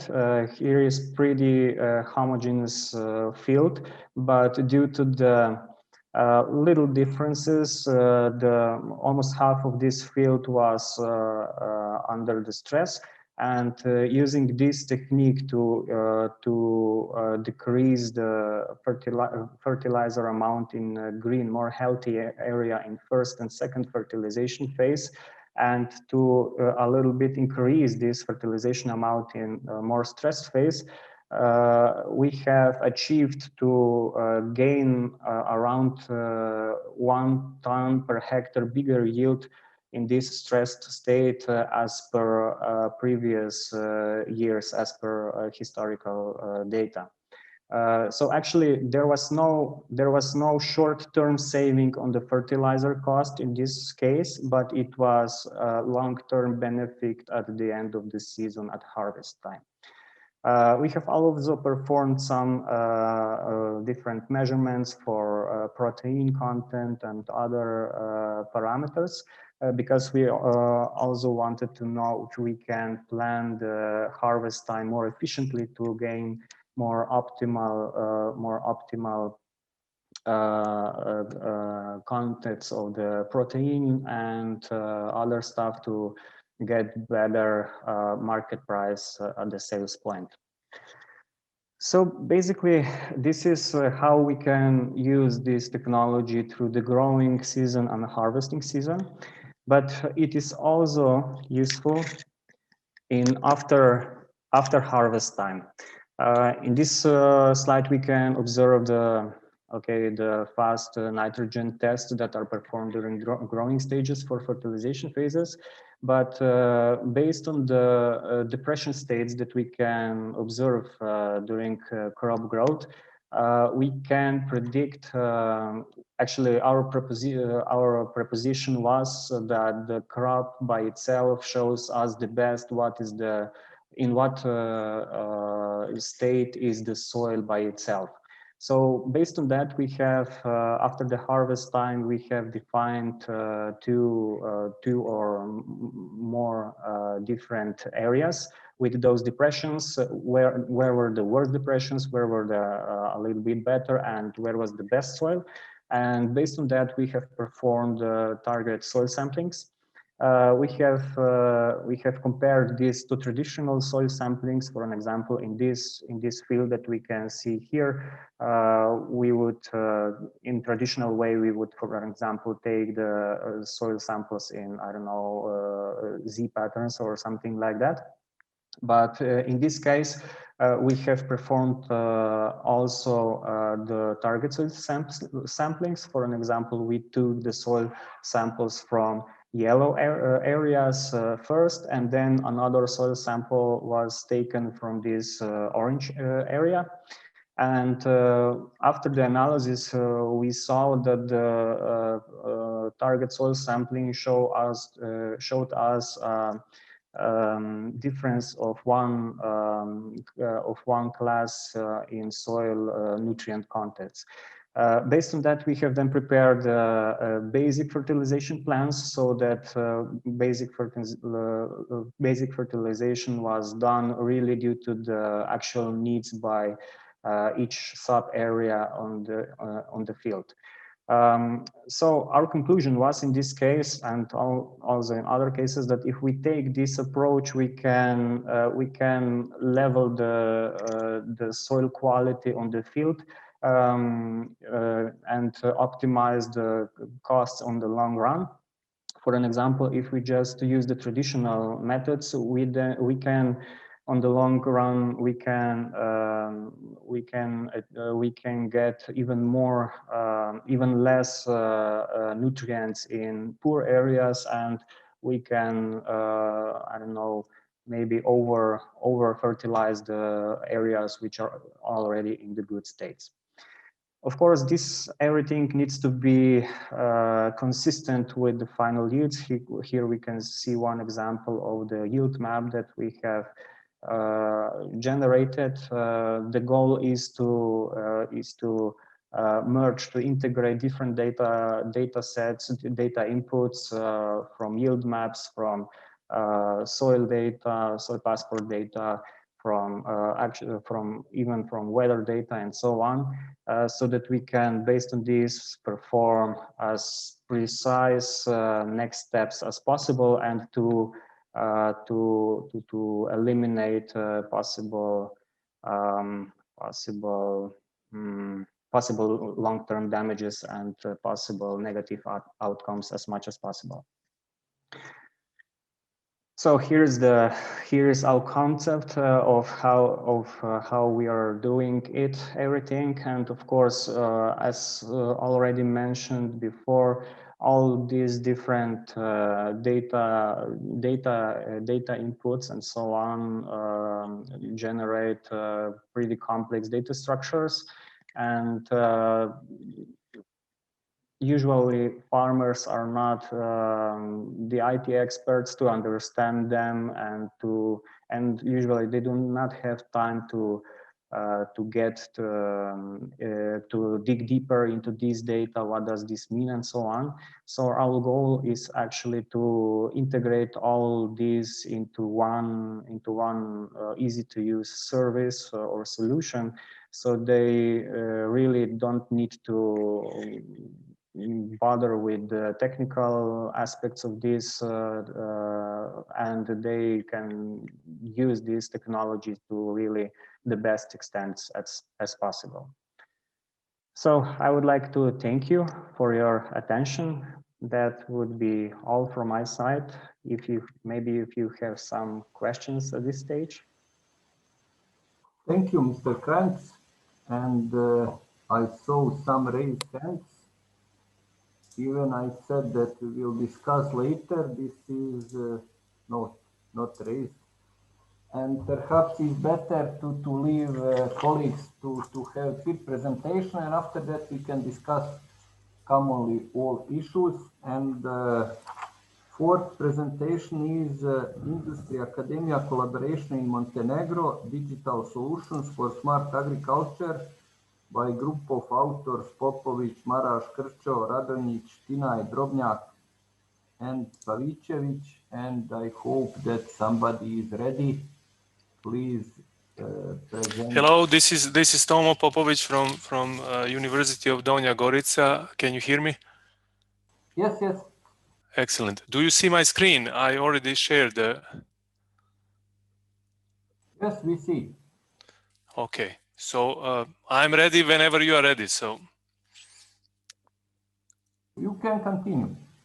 Okay. Yeah. So good afternoon, everyone. Again, I'm calling in from University of Donja Gorica, and I'll be giving you an example of collaboration between industry and academia with respect to digital solutions for smart agriculture. And this is one example that we have here in Montenegro.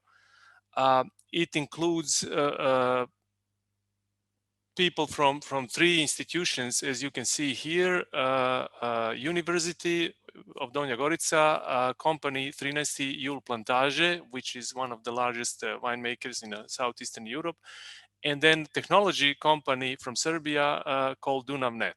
And you will see later on why I included and why all of these people are participating in creation of this presentation material.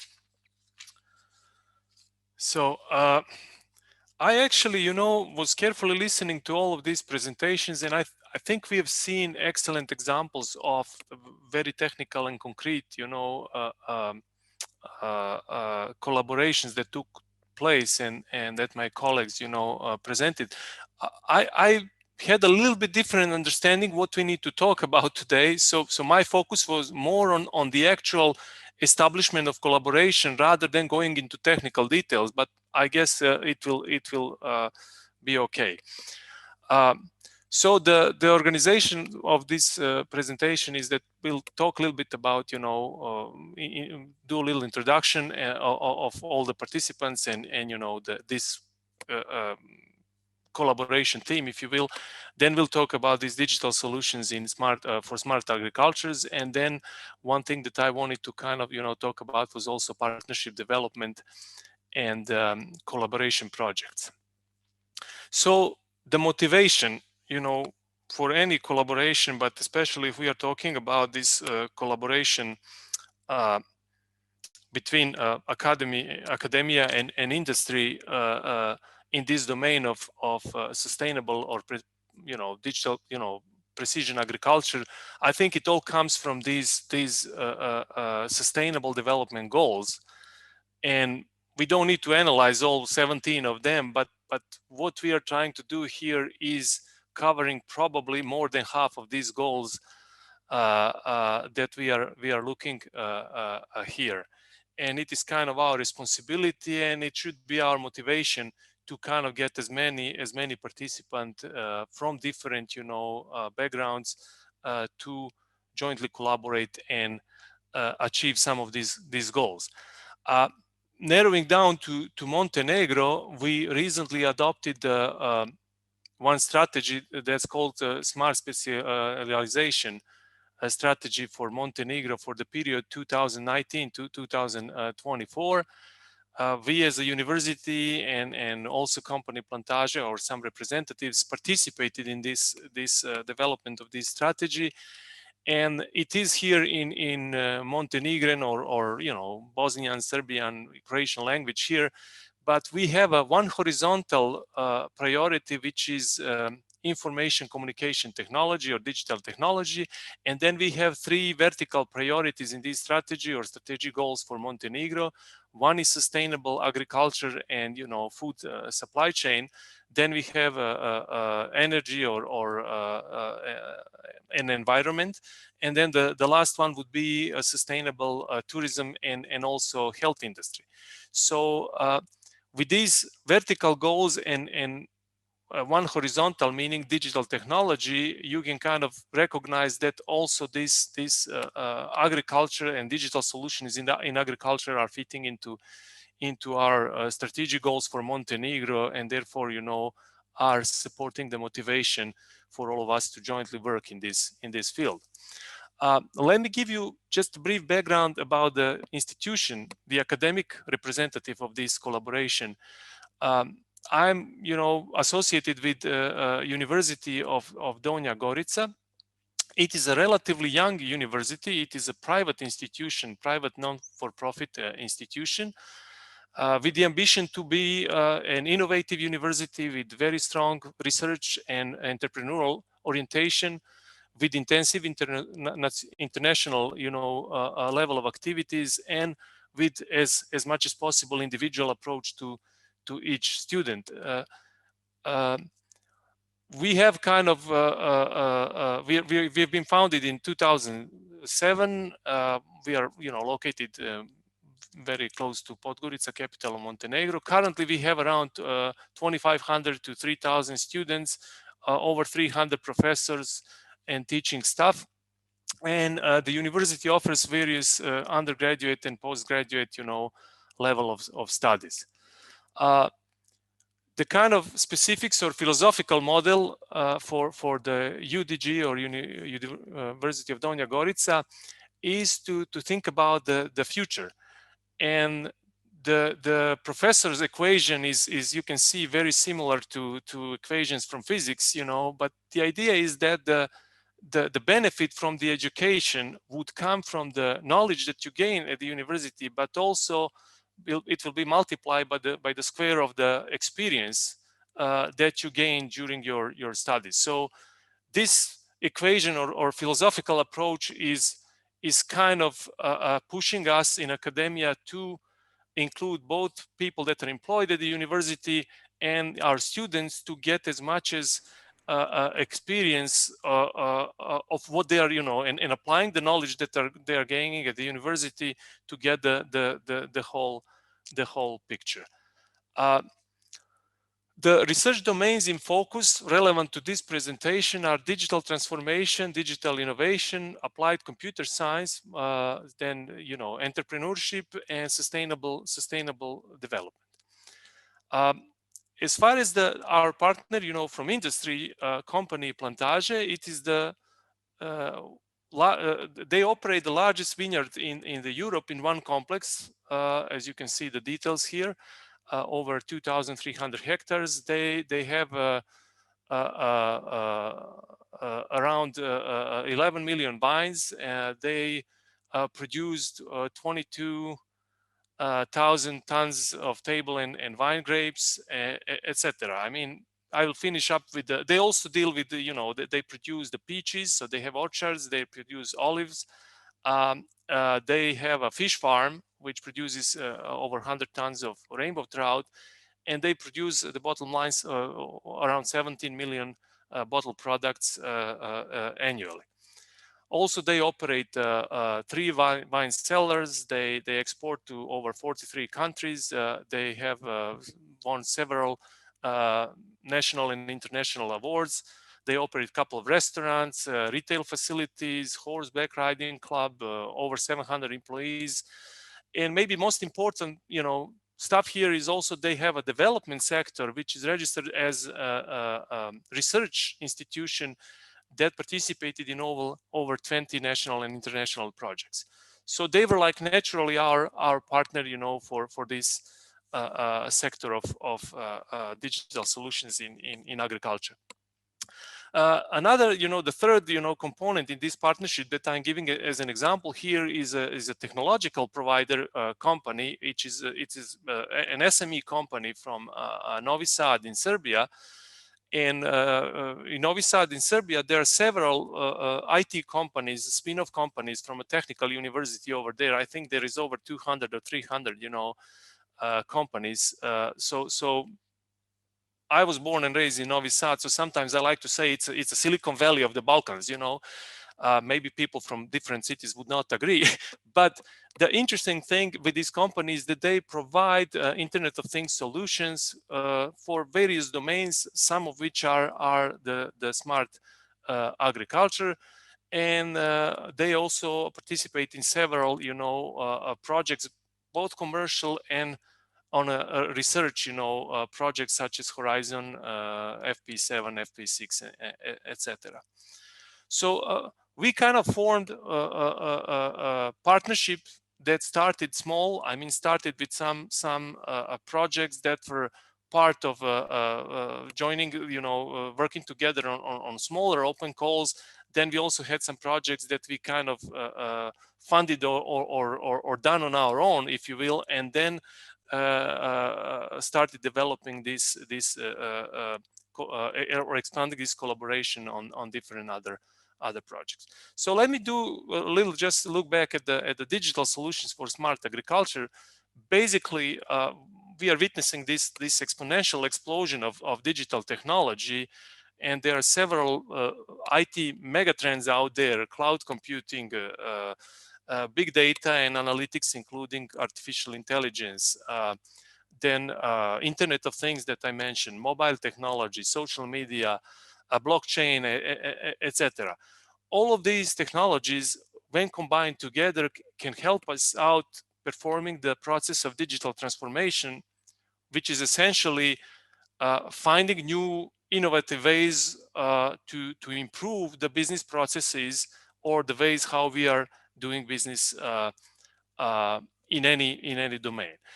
Looking at the agriculture, I mean, basically we can perform digital transformation and utilize all of these technologies is any of the areas of agriculture. Some examples, and I think we have even seen some of these today in the presentations, can include like examples listed here.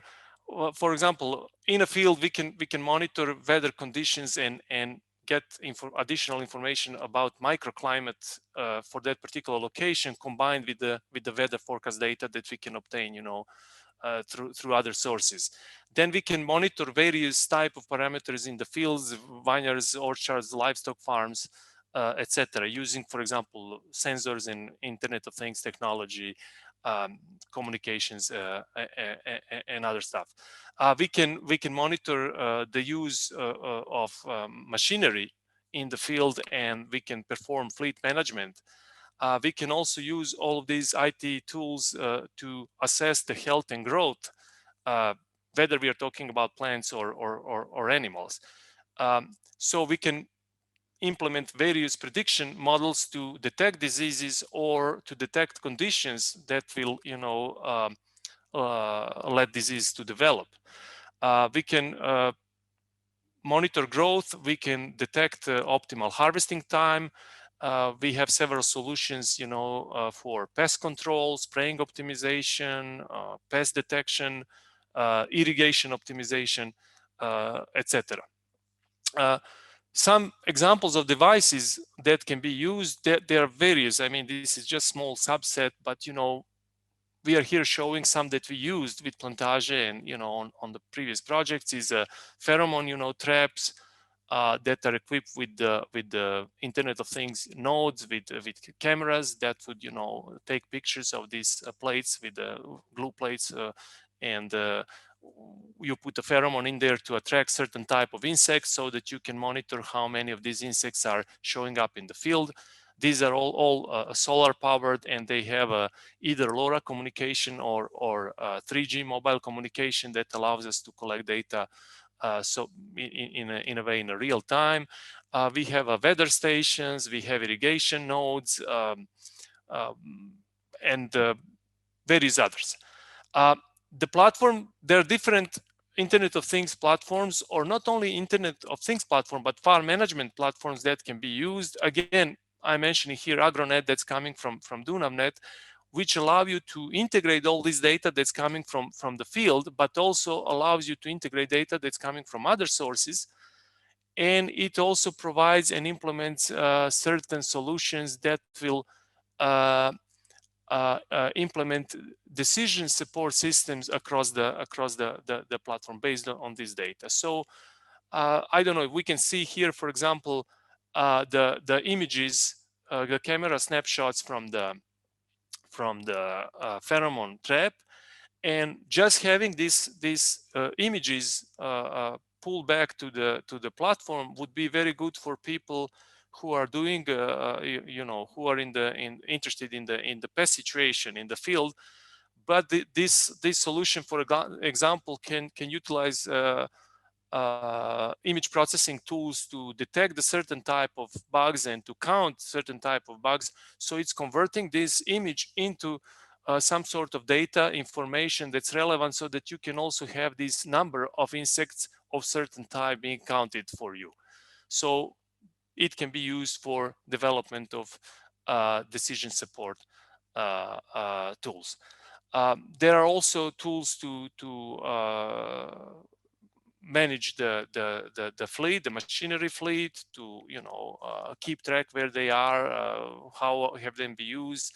Then we are working now with one project in optimizing the spraying and monitoring the spraying function with the vendor from Spain that's allowing us to collect data on the utilization of their sprayers, etc. And now I think getting to the topic that's to me, you know, talking about this collaboration and partnership development. The core team in this example in Montenegro was consisting of people from University of Donja Gorica, people from company Trinesti Jul Plantage, which I say it's also the end user, but they also have a research a group over there, and then company DunamNet that has, you know, both research and commercial aspect of their technology solutions. So we started collaboration through these joint project activities. So, for example, we jointly, Plantage and UDG, applied for a target find project, which was using QR codes and Internet of Things to do the wine track and tracing or product track and tracing function on wine bottles, with main goal of potentially creating a platform for counterfeit detection and counterfeit prevention in the wine industry. Then about the same time, we started this smart irrigation project that was initiated by DunamNet and UDG, but in talks with Plantage, and actually Plantage sponsored some of that effort initially. So by buying several of these devices and installing them in their fields.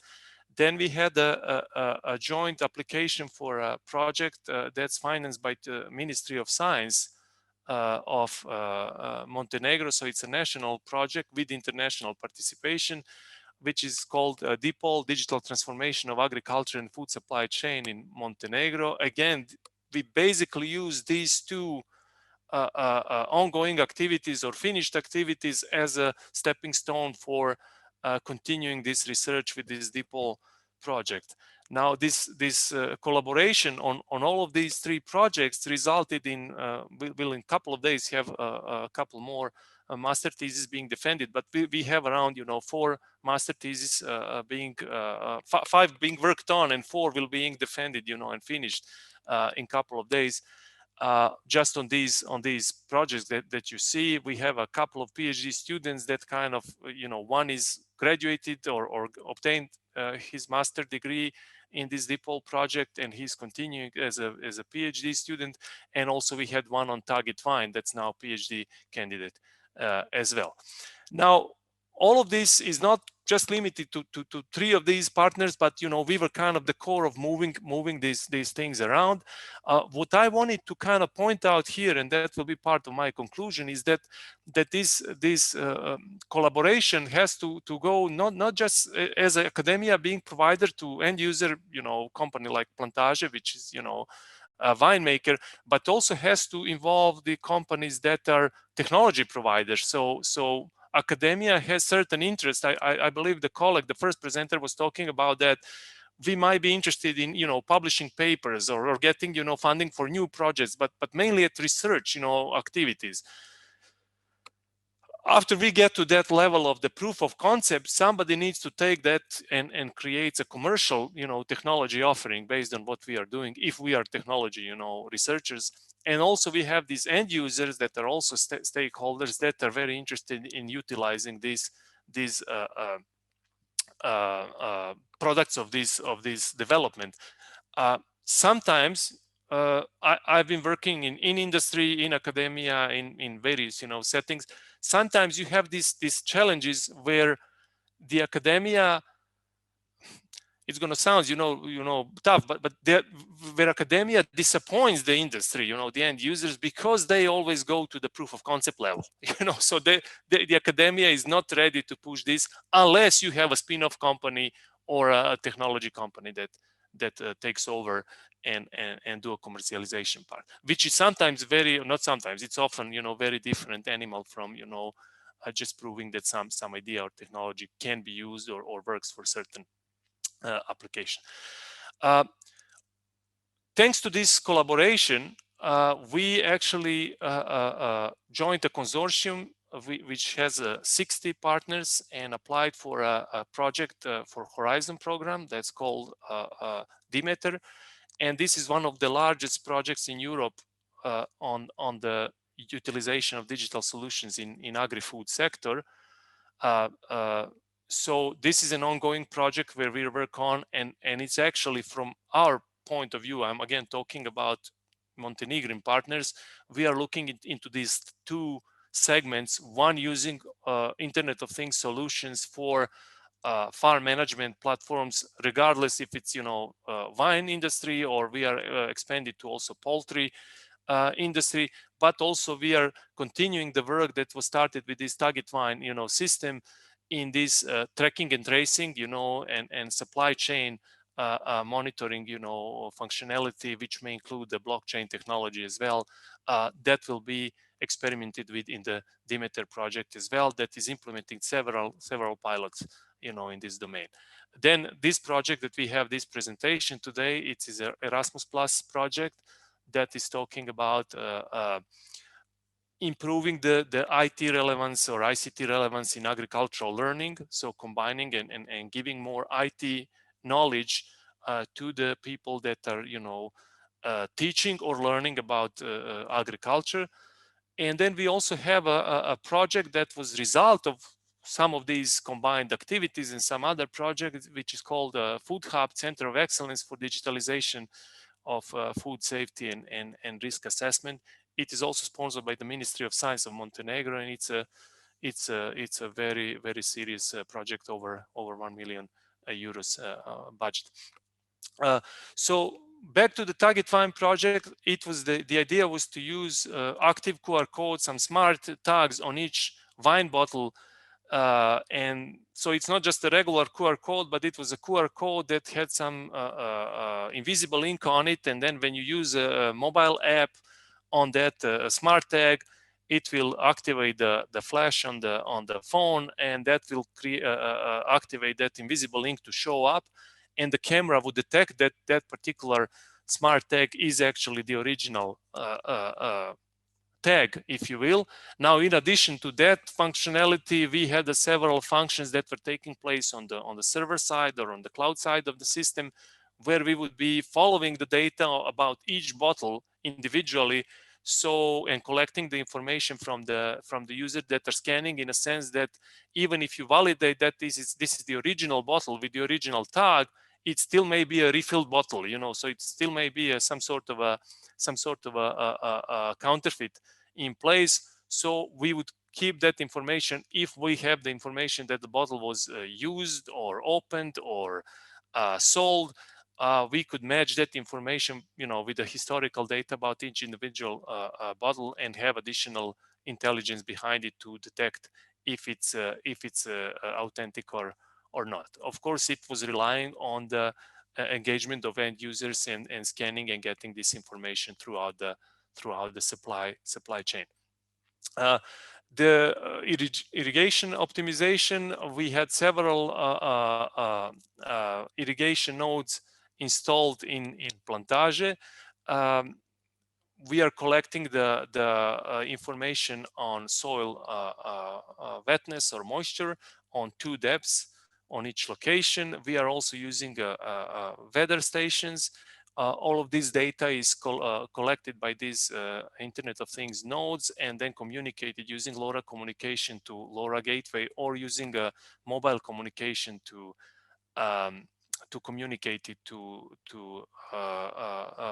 central platform. We use this AgroNet platform from DunamNet in cloud, which provides functionalities for data integration, visualization, but also these advanced functions for decision support.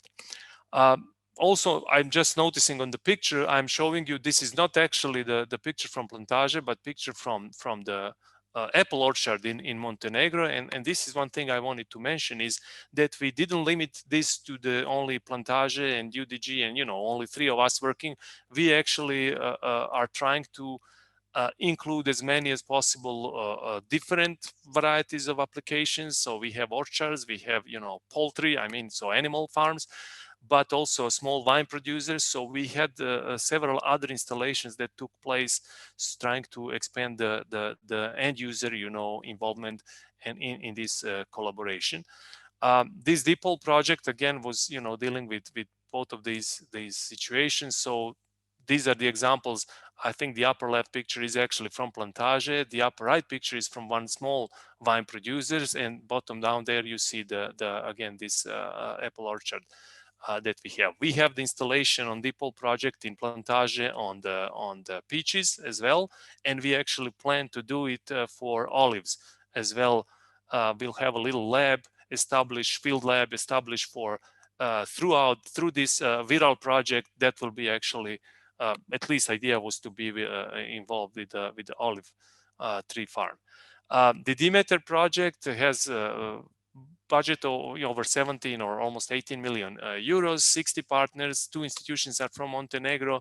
The idea is to implement around 20 pilots in various different sectors from agriculture.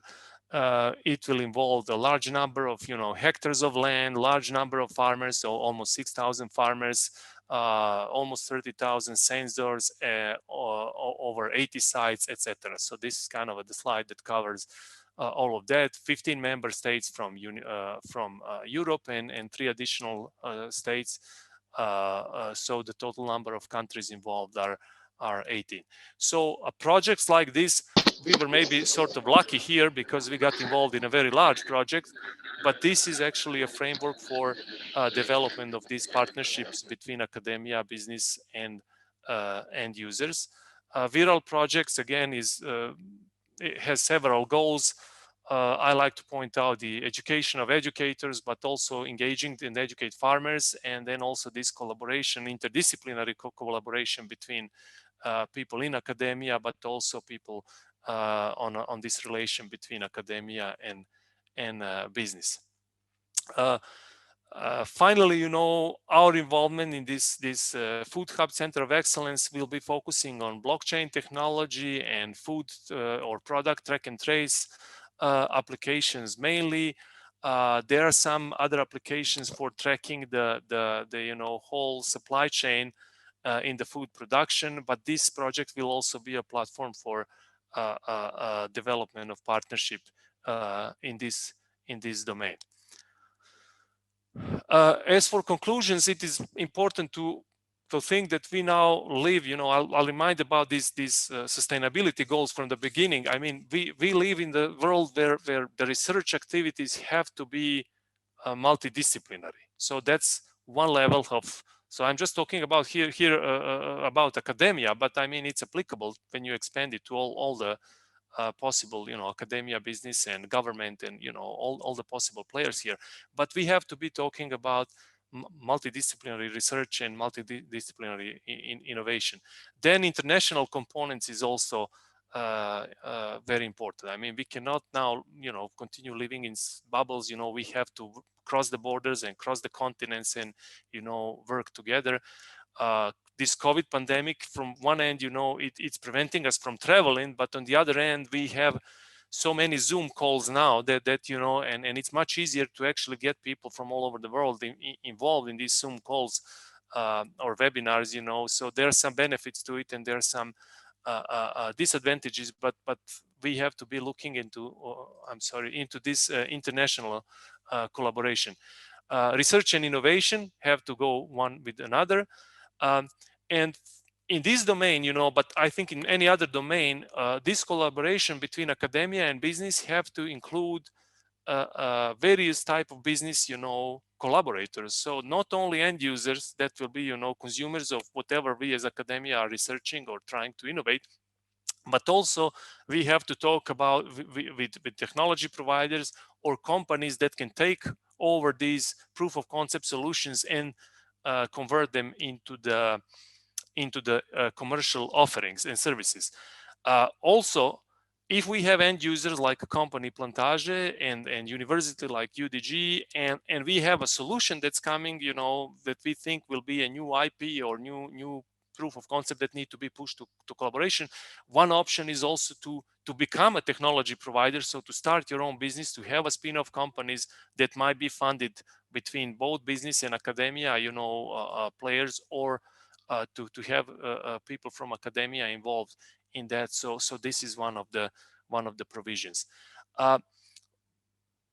Maybe most important, thing for this particular presentation, an example of this collaboration, are these joint projects and grant applications, which I am listing here. Everybody knows about these programs, but the purpose of this work or joint work on proposals and implementation of these projects is to use them as a platform or as a framework to really develop this collaboration, to really kind of push it forward. So I'm looking forward to getting to know better all of the partners from Viral projects, all of the partners from various projects that I mentioned that we are working on. But I think this is where we really can push this to the next level and make it less formal. It has to be formal, but I mean really go to the practicality of it. And with this, I would like to kind of wrap it up, and then I'm open for any questions, and looking forward to discussion after these presentations. Thank you, Mr. Popovic. And now we really have chance to discuss about 45 minutes, because plan is to be together up to 5, and we save some minutes for discussion. And I invited participants to put some questions in the chat panel, and in this moment we have two. One is from my side, and one is from colleagues of Milan Šipka, and both questions are to Mr. Krajnc. And we can start with that. Milan asked if data from soil scan are free of charge or not free of charge.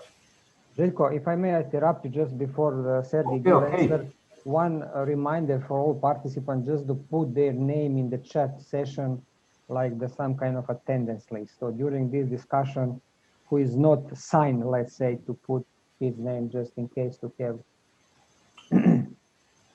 Okay, I remind them twice, but perhaps not all in this moment are registered, and it's also one more question. And Mr. Krantz, can you explain about opportunities to use this soil scan platform? Or Yes, of course. Thank you for the question.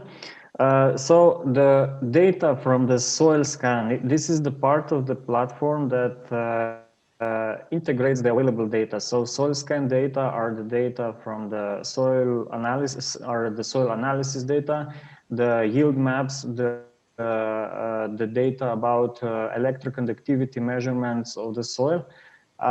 So these data are not freely available. It is up to each individual farmer what kind of data he already possesses, or for what kind of measurements and analysis he decides to do. So when he decides to do it, we can do it for him, and of course this is connected to field measurements and so on, and it's not freely available. It is just intended to be for the end farmer. But of course, this data greatly helps us in later stages for more precise definition of other steps in crop production.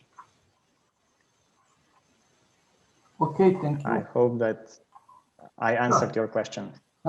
It's Milan's interest of area of interest, and I understood that you are experienced with drones and using drones in different areas, and you showed that case with optimizing fertilization, but I'm not familiar with drones, but I got some interesting questions in mind about possibility of using drones for livestock monitoring, for getting their location, and to make easier job to people who are dealing in livestock, especially in some more remote areas.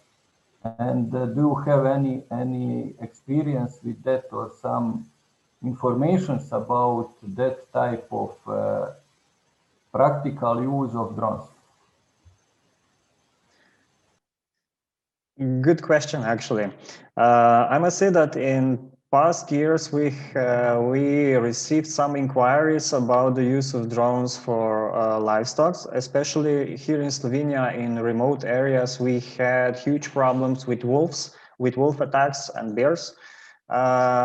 It was really hot topic, especially in 2019 and last year. But we didn't come to the realization of any of the pilot project or something like that. I believe there was not enough of interest in this involved. However, if there is enough of interest, we are eager to try also this technology in new areas. But for the moment, we don't have the experience in this area. I must say that we are especially specialized for arable crops, but alongside we have also used these drones and satellites and all these methods in vineyards and apple orchards. But really not so much in depth as for arable crops. This is our main business driver, if may I say so. Thank you. I don't see more questions in this chat panel, but I hope that some more attendees and listeners of those presentations in this moment have some comments or questions, and I invite you to join this discussion. Yeah, if I may join in just a few comments. First of all, I would like to thank to our presenters for the very nice presentation. and for so many good experience from their country about possibility for cooperation between academia and business, and of course practical examples. And I think that we succeed to organize a very good workshop, because few minutes before ending we still have more than 50 participants, which is very difficult to achieve these days with so many this kind of workshops. I also have one question for Sergey, because you mentioned that at the beginning there was some kind of need for farmers for some kind of advice in this field. So my question is, who are actually farmers? What is the profile of farmers in Slovenia which are using these advanced, let's say, new technologies in agriculture? It's a big farmer, small farmers, it's livestock, it's I don't know, other kind of production. Yes, thanks for the question. Very good question. So in order to use this to full extent, the farmer needs proper machinery. And here in Slovenia, the more advanced smart farming machinery, the farmers that have this machinery are professional farmers. The smallest farm that we have as our customer has around 170 hectares of land. And the biggest one that we are working on has 3,500 hectares of land. So these are really professional farmers and farming companies that have this type of machinery. But about the profile, they can be combined with livestock and arable farming, and we have also some examples that have just arable land and that's it. Yeah, we are working on this as well. So how can we provide this technology to smaller farms so that smaller farmers can use it to some extent as well? We must take into consideration that all this modern machinery is quite expensive, and for smaller farmers there is no economical value to buy it. But still, it can help them to some extent. I must say that here we have not just us, but in entire sector, there is a lot of work to do, a lot of education needs to be done to educate smaller farms. How can they benefit? Of course, they will need to mitigate their existing way of working as well. And yeah, we have quite a lot of work, all of us, in front of us. Thank you. Thanks for your question. Thank you, Draga. Yeah, I also have a question for Mr. Krainz, and I I wanted to ask when he managed to say that bigger farmers are more attractive. Do you think that cooperatives can be a way to give this technology to the small-scale farmers, so that it is not used just by one farmer on several hectares, that it is accessible for many farmers on a wider area through this way of organizing? Exactly. I totally agree. That's one approach as well.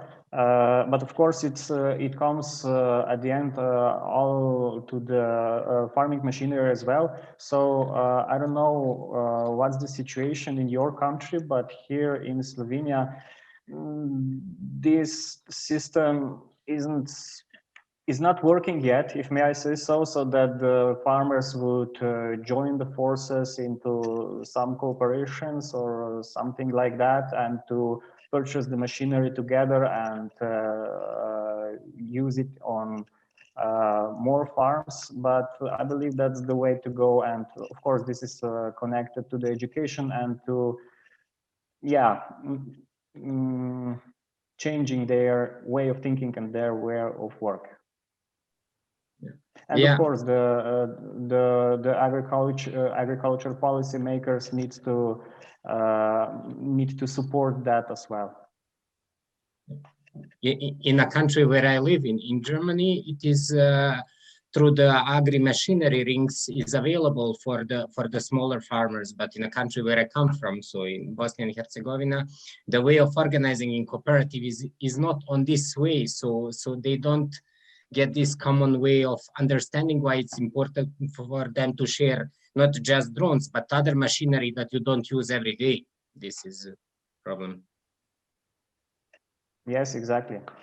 Let me just emphasize that drones here are really just one additional source of data. It can be also the satellites and so on. It's not so much, I would not so much focus on the drones because there is really a bigger picture, and this is just one additional data input that helps you to see the things that you were not able before, and in some interesting and fast way. Thank you. Thank you. Thank you. And don't ignore other presenters, and if there are no more interested, I would like to ask colleagues from Romania, Mr. Peticilia, or somebody else, and you showed about 4 cases of cooperation projects like Cis Agraria, Signa, Sentinel, Geofarm. And my question is how you come to that type of cooperation between university and business sector, or what was the initial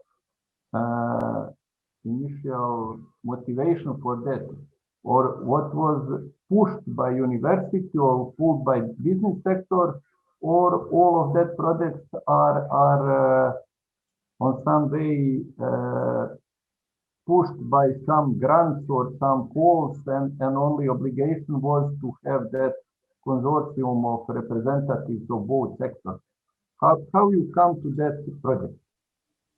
Okay, thank you for the question. Yes, very interesting and very useful, because one of this project was a consortium with some specifically objective, and other are to taste the technology from the company, and after together we can recommend this technology in the market.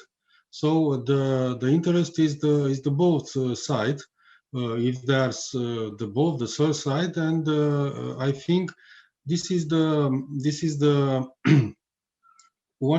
one of the important domain of the university, the academic fields, to make cooperation with the company, private or not company, and after to promote this, and in the parallel to make the teaching activity with students in these results with this company. So it means that you have diversity of models of cooperation, because usually it is some externally initiated, but it's good if they are really that direct communication and cooperation between both sectors. And yes, Mr. Corin, do you would like to say something? Yeah, I just wanted to add that actually it's a win-win situation when both the private company comes to the university with their intention of extending the use of their technology, but in the same time, as Adrian said before, the university has the interest to use all these useful tools for research activities, to implement some new technologies in the technology process, and at the end, to promote all these novelties between our students, and why not to our farmers. So in my opinion, the universities are quite powerful tools to spread information, and they should be an important link between how to say, high-tech companies and to the farmers through the use of our students, because our students will be tomorrow the high-tech farmers. They should bring the innovation and the ICT technologies into the field and into the practice. So Viral, actually, it's a wonderful place where we can meet together from different countries. You can see from different universities, but also with our ICT partners to share knowledge and to use this knowledge for our agriculture future. So it's important to learn from each other. And in our case, we still have quite a lot of things to do. Hopefully one day you will come and will visit us, and we can discuss face to face, as is normal actually. Yeah, I hope. Yeah, if I may add something, yeah, we already plan to come to Bucharest in June, probably, if we can, if it can be possible, you know, because I know that during these June events you have so many nice manifestations like sweet cherry tasting, etc. So next meeting probably will be organized in Bucharest. Thank you for the invitation, Florin. If I may ask Tomo Popovic, Tomo, I'm very impressed by this pilot project about the Tech Smart for the originality of wine. So we saw the nice presentation here in Banja Luka. You also presented a few slides. If I understand well, this is the pilot project at the moment. Yes. So my question is, what is the sustainability of this kind of project? So does this idea can be regularly implemented in regular wine production, or maybe now it's too expensive to go for all production, or just for some one specific line of wine, or how it will be implemented in the regular wine production in Plantage? Well, it's not an easy question to answer, and I'll tell you why. But some of these topics I addressed in the presentation. One is the technology is actually not expensive. So technology is not, I think, a challenging as far as paying for it to be implemented. Each individual bottle already, or at least most type of wines, have their individual serial numbers. So we are more talking about what type of, so what I'm saying, each label is different on every single wine bottle. So we need to have a QR code that's uniquely, tied to a bottle. And of course, we have to know that QR code belongs to which type of wine or a lot, of a production. It is more of a challenge, I would say, on a sense of readiness to adopt this technology and to start, using it. And we had a project that's initiated in Plantage last year. It was called digitalization, in company Plantage. It was all a little bit slowed down because of the COVID situation, so we started, talking about this in December 2019, and then had 1 or 2 meetings in 2020. And then this particular, digitalization project was kind of, we didn't have much more meetings because we were avoiding meetings at all. So the cost to implement it is not that big of a deal. It's more of a, end user being fully ready, to support it and go with it. But there is this also third component is you would really need a little spin-off company or startup or somebody who will be supporting this as a solution. It may not be the best idea to have university to do that. And the colleague from Romania had a very good, comment there. We need our students to be there in these companies to really be supporters for adoption of these new technologies, especially due to the fact that we'll have them more and more, Yes, Mr. Florin. I was looking for your name. So we, and I'm not saying that company Plantage is not ready. Actually, they have been doing with this development sector, and with their management, they've been doing an excellent work in supporting all of these projects. We have a little bit hiccup and glitch with the COVID situation, and I expect that to be overcome. What is happening right now is we have this food hub, center of excellence project, and this particular application, it's kind of known application, is interesting also for the people from the meat industry, the prosciutto, traditional prosciutto makers from Cetinje, and then also small winemakers. So we are looking into actually extending this platform to be customized, to be configurable, to be used by different segment of this sector or this industry. But we'll see what will happen. So the good thing is we have several projects covering this topic. We actually got another Horizon project, which is Maria Curie project, that also includes Plantage and UDG and also DunavNet, as a matter of fact. But these Maria Curie projects, they're sort of similar to these Erasmus projects. It is expected that researchers and representatives from industry will be visiting each other, and it all will result with some new technology or new research results and whatnot. But this is also postponed. It was supposed to start January the 1st. It's postponed to June 1st due to the COVID, pandemic situation. So for us from the university, the sustainability is in these projects, but actually, we need this readiness from in the industry, but we also need to have these technology providers that will be, and when I say these technology providers, it could be us, for that matter, that will be creating these spin-off companies, or will be dealing with businesses that are ready to take on and then commercially exploit these results of these research projects. I don't know if I answered your question. Yeah, it's very complex for sure. Yeah.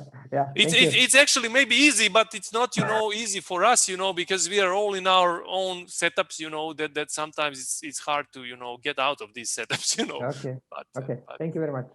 Yeah. Okay. Because I'm moderator of this, I invite somebody else if it is interested. I don't see any question here. Don't raise hand from nobody.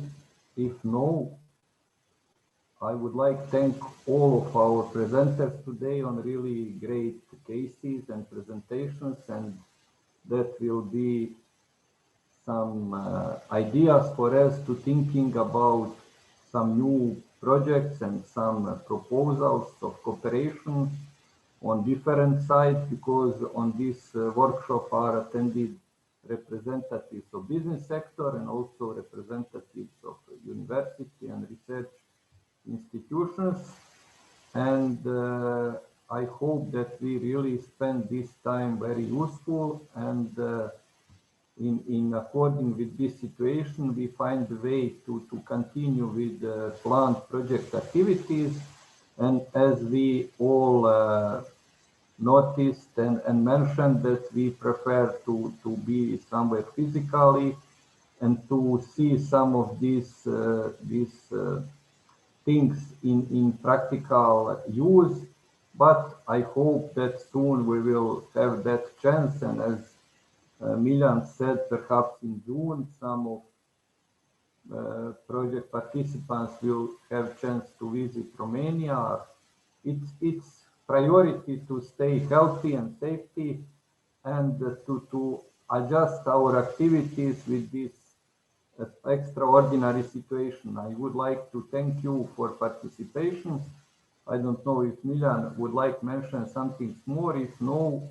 No, I would like to thank also to all participants, and particularly to our presenters, for the very nice presentation, and just the information that all material will be available through our website very soon. Thank you very much.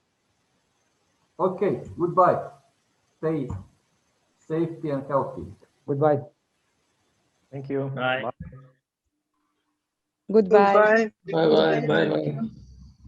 Bye. Bye. Bye bye. Bye. Thank you very much and bye bye.